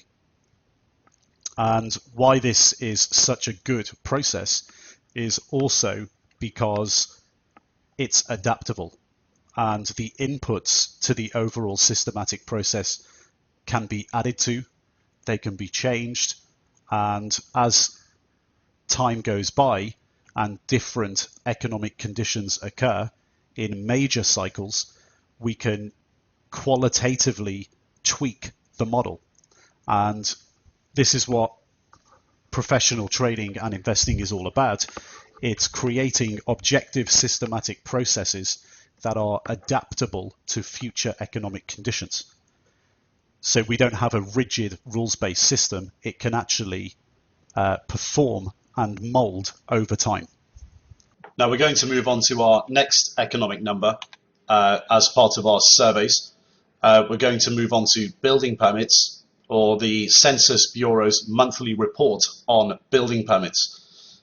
And this is a really good number for us. It's another leading indicator as part of our surveys data for predicting economic growth. Because what it's all about, it's about the US housing sector. And in general, the housing sector does provide us with multiple economic indicators that can help us make decisions on whether we believe the US economy will likely grow or not. And the Census Bureau's monthly report on building permits comes from the general US housing starts report. It's, again, a leading indicator that we use to predict GDP growth. And if you want to get the data, it's available in the spreadsheet, in the endogenous analysis spreadsheet under permits. And the link, if you follow this, you can get all the historical data from the original source at the Census Bureau. And the housing starts report, the data is released on the second or third week of each month, and the data is for the previous month. So we've got it all available in the downloads, but you can go to the original source and get it here from the link and in the sources section as well. Now, the building permits number is really useful because it's one of the most misunderstood economic numbers in the United States. Even professional traders and seasoned economists miss really important signals that the building permits data gives us each month. And because this number is a quite widely misunderstood number, that's why it's so useful, because it does predict GDP in the future with a very high level of confidence. Because it's so misunderstood, it's one of those ones that's not widely looked at as much as the others. And this is how it's useful. There's basically three numbers within the monthly housing starts numbers, and each of them has a different definition in terms of the way economists would define the actual data. Let's start right at the end of the flow. So a housing completion. If we define that first, this will help you understand what this really means, I think, in a lot better explanation. A housing completion is basically the structure and the major interior work of a house that's being completed, and the home is actually currently being marketed for sale.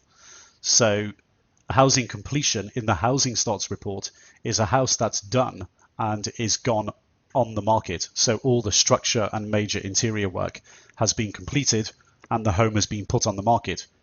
Now, before that, the home itself, before it's been fully built, is a housing start. And the housing start is defined as the foundations of the building. So the residential building, the foundations have actually been laid. So the project has actually started. And you can see that the flow works from left to right because obviously the housing completion, the complete house at some point must have been built. So the housing start is the data captured every month when there's an amount of homes in the United States where the foundations of the residential home have been laid and the project has started. And building permits right at the beginning, what this is the permit from the local state planning department giving planning permission to actually build the residential home. So you can see how the flow works. We start off as a property developer putting in a planning application at the local state planning department to build a home. We then start building the home, and that's why it's called a housing start, because we start by building the foundations after we've received the planning permission. And then later, once the house has been built, the house is then marketed for sale. And the way this works is that the building permit application is a leading indicator in itself. The housing start is a coincident indicator because it tells us what's happening in the economy at this moment in time. And the housing completion is a lagging indicator because it tells us that the house has now been built and is being marketed for sale, and the project is essentially finished. So you can see how the flow works. Building permits are considered a leading indicator because if there's a very high level of applications going in to all state planning departments across the United States, then it means that a lot of houses are going to be started to be built in the future, and a lot of houses will come on the market for sale in the future. And the reverse is true. If the building permits number is very, very low, so the amount of applications statewide that go into local state planning departments is really low, then it means that there's going to be less housing projects started, so less housing starts, and therefore further down the line, less completions. So what this number does for us is give us a very good indication of the growth in the future of the US housing market. And that in itself is an extremely important indicator to the future health of the US economy. And if we think about this in a bit more detail, the building permits number tells us a number of things. So the first thing it tells us is whether or not developers themselves are bullish or bearish on the prospects of future home sales. Because the more applications that are made in terms of permits going into local state planning departments, permit applications, it means that there's a higher expectation of future sales. It actually costs money to make a planning application. So it costs anything between $500 to $1,000 per home to make the application. And of course, these guys don't do it for fun. If it costs money, it's pretty serious. So it gives us a very good indication of whether developers are bullish or bearish or not. If there's a lot of applications going in, they're paying a lot of money for permits. If there's not a lot of applications going in, they're not paying any money for permits for future projects. So it's an indication of how bullish or bearish they are. The second thing it tells us is the demand for US housing from the US consumer, because it might eventually be a situation where we see changes in consumer sentiment and consumer spending. So for example, if building permits is very high, then it means that US consumers are actually looking at purchasing homes in the future. Otherwise, developers would not be making the applications, and this will drip down into consumer sentiment and consumer spending. The third thing it tells us, and this is what a lot of people don't realize, is that it gives us an idea of the supply of loans. So developers in the US don't finance projects with 100% equity or cash. What they do is obviously they use a mix of equity, cash, and debt. And also consumers in the US don't buy houses for cash, they buy them with debt. So they buy them with mortgages. So basically it gives you a litmus test almost. It gives you a barometer as to the health of the US economy and also the health and liquidity of the US debt market. So this gives us an idea of whether the monetary base is set to expand, i.e. inflationary, or contract, so deflationary conditions.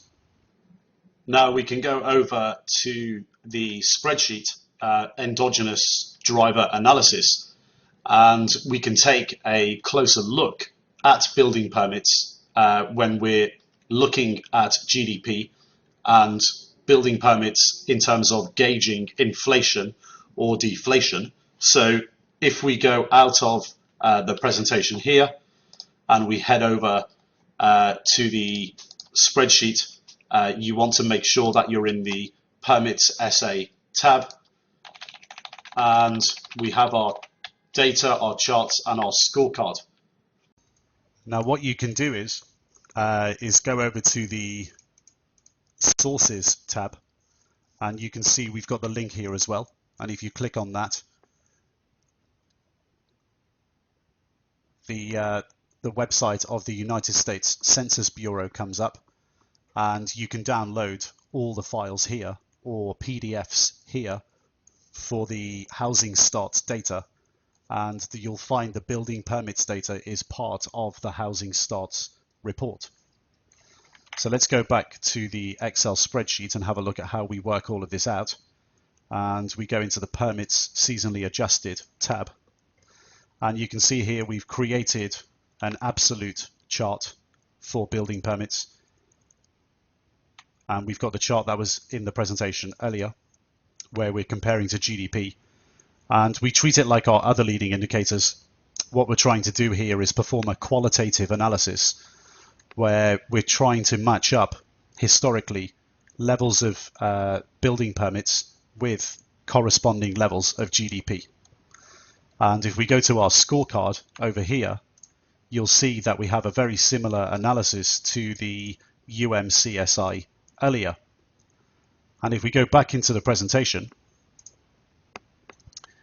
we've got a better explanation here. And the way things work in building permits is very similar to UMCSI. We have four main areas. And you can see we have our extreme areas here.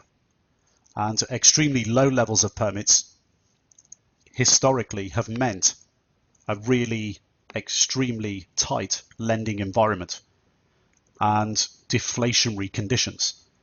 And the extreme situation, similar to the UMCSI, means that in terms of our predictions for the future, we're predicting that we'll get looser monetary policy. So perhaps looser interest rates, lower interest rates, and increased money supply. And what we do on the extremes is we're predicting inflation. So we give it a positive score and we get a short currency bias. At extremely high levels of permits, historically that's meant an extremely loose lending environment. And what we do is we predict at the extreme that we're going to be getting tighter monetary policy, so higher interest rates and decreased money supply. So we're predicting deflation. We give it quite an extreme negative score, and we get a long currency bias. So when we look at the section in between, when permits are below 1 million, so we're looking around this level here, when permits are below 1 million, we're predicting or indicating a slowdown in future levels of GDP growth, and we tend towards a long currency bias. And the slowdown, historically, slowdowns are usually an occurrence of tight monetary policy. And if it gets too extreme, the future policy is to loosen on the extreme, as we've already looked at.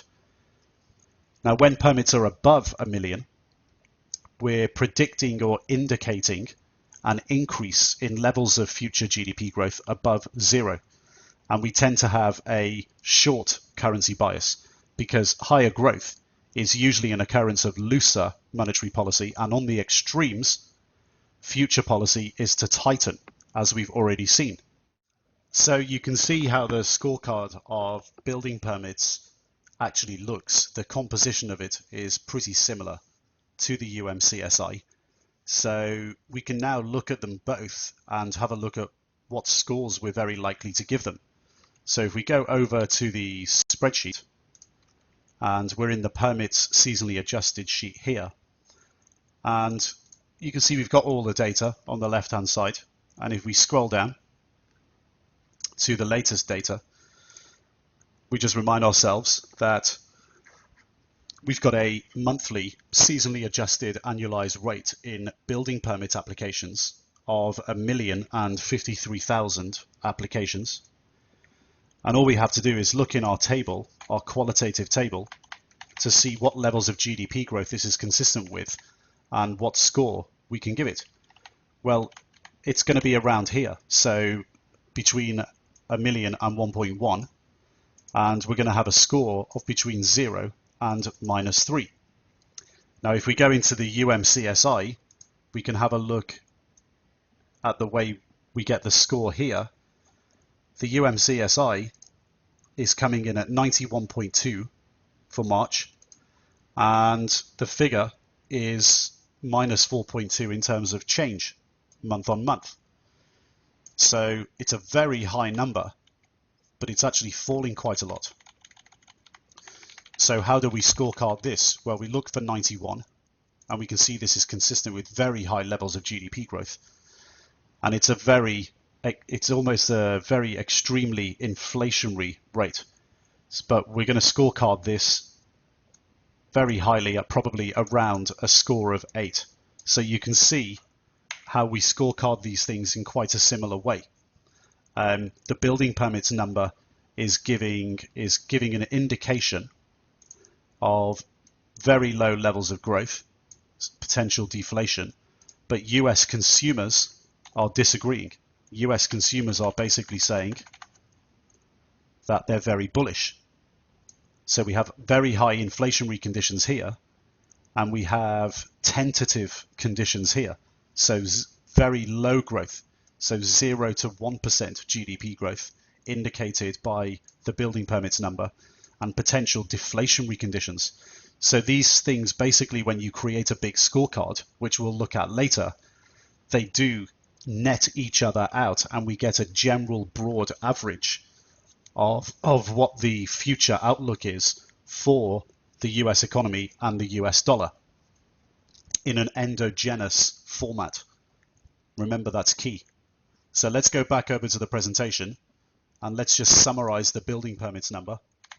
Okay, so we've seen that building permits are a pretty useful leading indicator and leading driver of future GDP growth and potentially employment and inflation. And it's part of our endogenous analysis as a leading driver and within our surveys analysis. And it's useful in a number of ways because it's telling us the future levels of activity in the housing sector.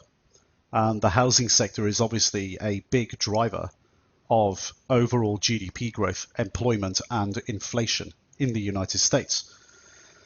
And it's vitally important to our outlook for GDP growth and inflation and even jobs. So the building permits number as a leading indicator, you have to remind yourself and understand how this works. Completions follow housing starts, and housing starts follow permits. So housing starts are the coincident indicator, and completions are the lagging indicator. However, the building permits number doesn't just tell us the future of GDP growth. It also tells us whether developers are bullish or bearish on the prospects of the housing sector. And it also gives us an idea of the combination of developer financing and whether they're forecasting a demand for housing in the future. But it also tells us as well whether consumers are demanding housing. So if they demand housing, then it probably means that the ability for them to get a mortgage is higher. Therefore, the loan environment is better. It gives you a good barometer of the health of the US debt market, so the liquidity in the banking sector. And that in itself is very important for the overall economy. So taken all together, this means that basically the building permits number is giving you an insight into the health of money itself. So if you remember, we talked about the money supply and the fractional reserve banking system, the reserve ratio requirement, and new loans in the banking sector. What that is doing is basically giving you an indication of the liquidity of the banking sector and the potential for a change in consumer spending habits, and therefore the inflation outlook, so the inflation of prices in the economy. So what it's doing is building permits is giving us a very, very good gauge on the outlook for inflationary or deflationary conditions. And one final thing that I want to touch on with building permits is something that you should be thinking about across all economic indicators, as in whether it's a leading, coincident, or lagging indicator, and what your inputs are in terms of importance that you place on them. Because it's very easy as a retail trader to sit and look at the economic calendar of economic releases coming out and placing high importance on indicators that actually lag the economy, and using these indicators as inputs for your decision-making process in terms of taking positions in currencies. And there's so many problems with doing that. It's just a strategy that's completely fraught with danger. And what you're going to get is retail brokers all the time pumping you with information that these numbers actually really matter. Now, if you look at the building permits number, there's many US housing market numbers that come out during the month. We've got the housing starts number, which the building permits number is part of, the completions number, which is part of the housing starts overall report. We've got pending home sales, new home sales, existing home sales, the Case-Shiller index, and the housing market index. And all of these indicators are actually lagging indicators. They lag numbers like the building permits number. So they're either coincident or lagging, very lagging numbers. So they either tell us what's happening right now in the economy, or they tell us what's happened in the past. The leading indicators tell us what's happened in the future. What you need to be really careful of is getting into this awful habit of buying or selling a currency pair because a lagging indicator came out and the number was either better or worse than expected. The point is simple. Professional traders are looking at leading indicators and predicting what happens in the future. Therefore, if you do this across the board, where you're looking at lagging indicators, professional traders have basically predicted what the lagging indicators are going to be 6 to 12 months previously. And currencies, the stock market, commodities prices and bond prices are leading indicators in themselves, because the professionals are looking at leading indicator survey data and almost immediately taking positions in currencies, commodities, bonds or interest rates, products, and the stock market, almost immediately taking positions in those assets and using those assets as a barometer to make profit out of the future moves. So what happens is these things get discounted in very quickly. And if you're the retail trader who waits for 6 months for the lagging number to come out, basically what you're doing is you're reacting to a move that's already occurred. And let's say, for example, a bullish leading indicator number came out in month 1, and then from month 1 to month 12, we saw growth in GDP. Well, if you're the person that looks at the lagging indicator, which is GDP itself, or one of these other lagging indicators like new home sales, or the Case-Shiller index, or the housing market index, you then are the person who buys when that number is good in month number 12. But the move's already occurred, and asset prices have already discounted that in their price that it's going to occur months in advance. In fact, in month 12, the same guys are looking at 12 months ahead, the same professional traders. And if the leading indicators are poor, what you're going to do is end up buying on the lagging indicator, and the professional traders are going to end up selling to you on the leading indicator. And you're going to be the person who's left holding the baby. So you can see now how the dumb money react to things and the smart money predict things. This is it. This is the whole systematic process coming together. So we've covered surveys now. Let's go over to the trading desk for a full recap and rundown of surveys. Okay, so welcome back to the trading desk. There was obviously a lot of information in that particular video. So let's try and go through everything in a very succinct manner to try and get this to stick in terms of your understanding. So the first thing we did in the video there was we started to outline the systematic process and how this professional systematic approach actually works and how it actually gets built out. The first thing we looked at was how a systematic process relates across all asset classes, and we quickly looked at the systematic process that applies to the PTM video series, and subscribers to the PTM have seen that already and understand how that systematic process can branch out across all other asset classes. And then what we did was we then looked at how currencies link to this overall process. And we then zoomed in to currencies to see the moving parts within currencies and how we actually get fundamental trade ideas in currencies and how we actually end up with positions and what we do with those positions once we've got them. And the systematic process within currencies that we zoomed into is extremely similar to the way we do things in all asset classes.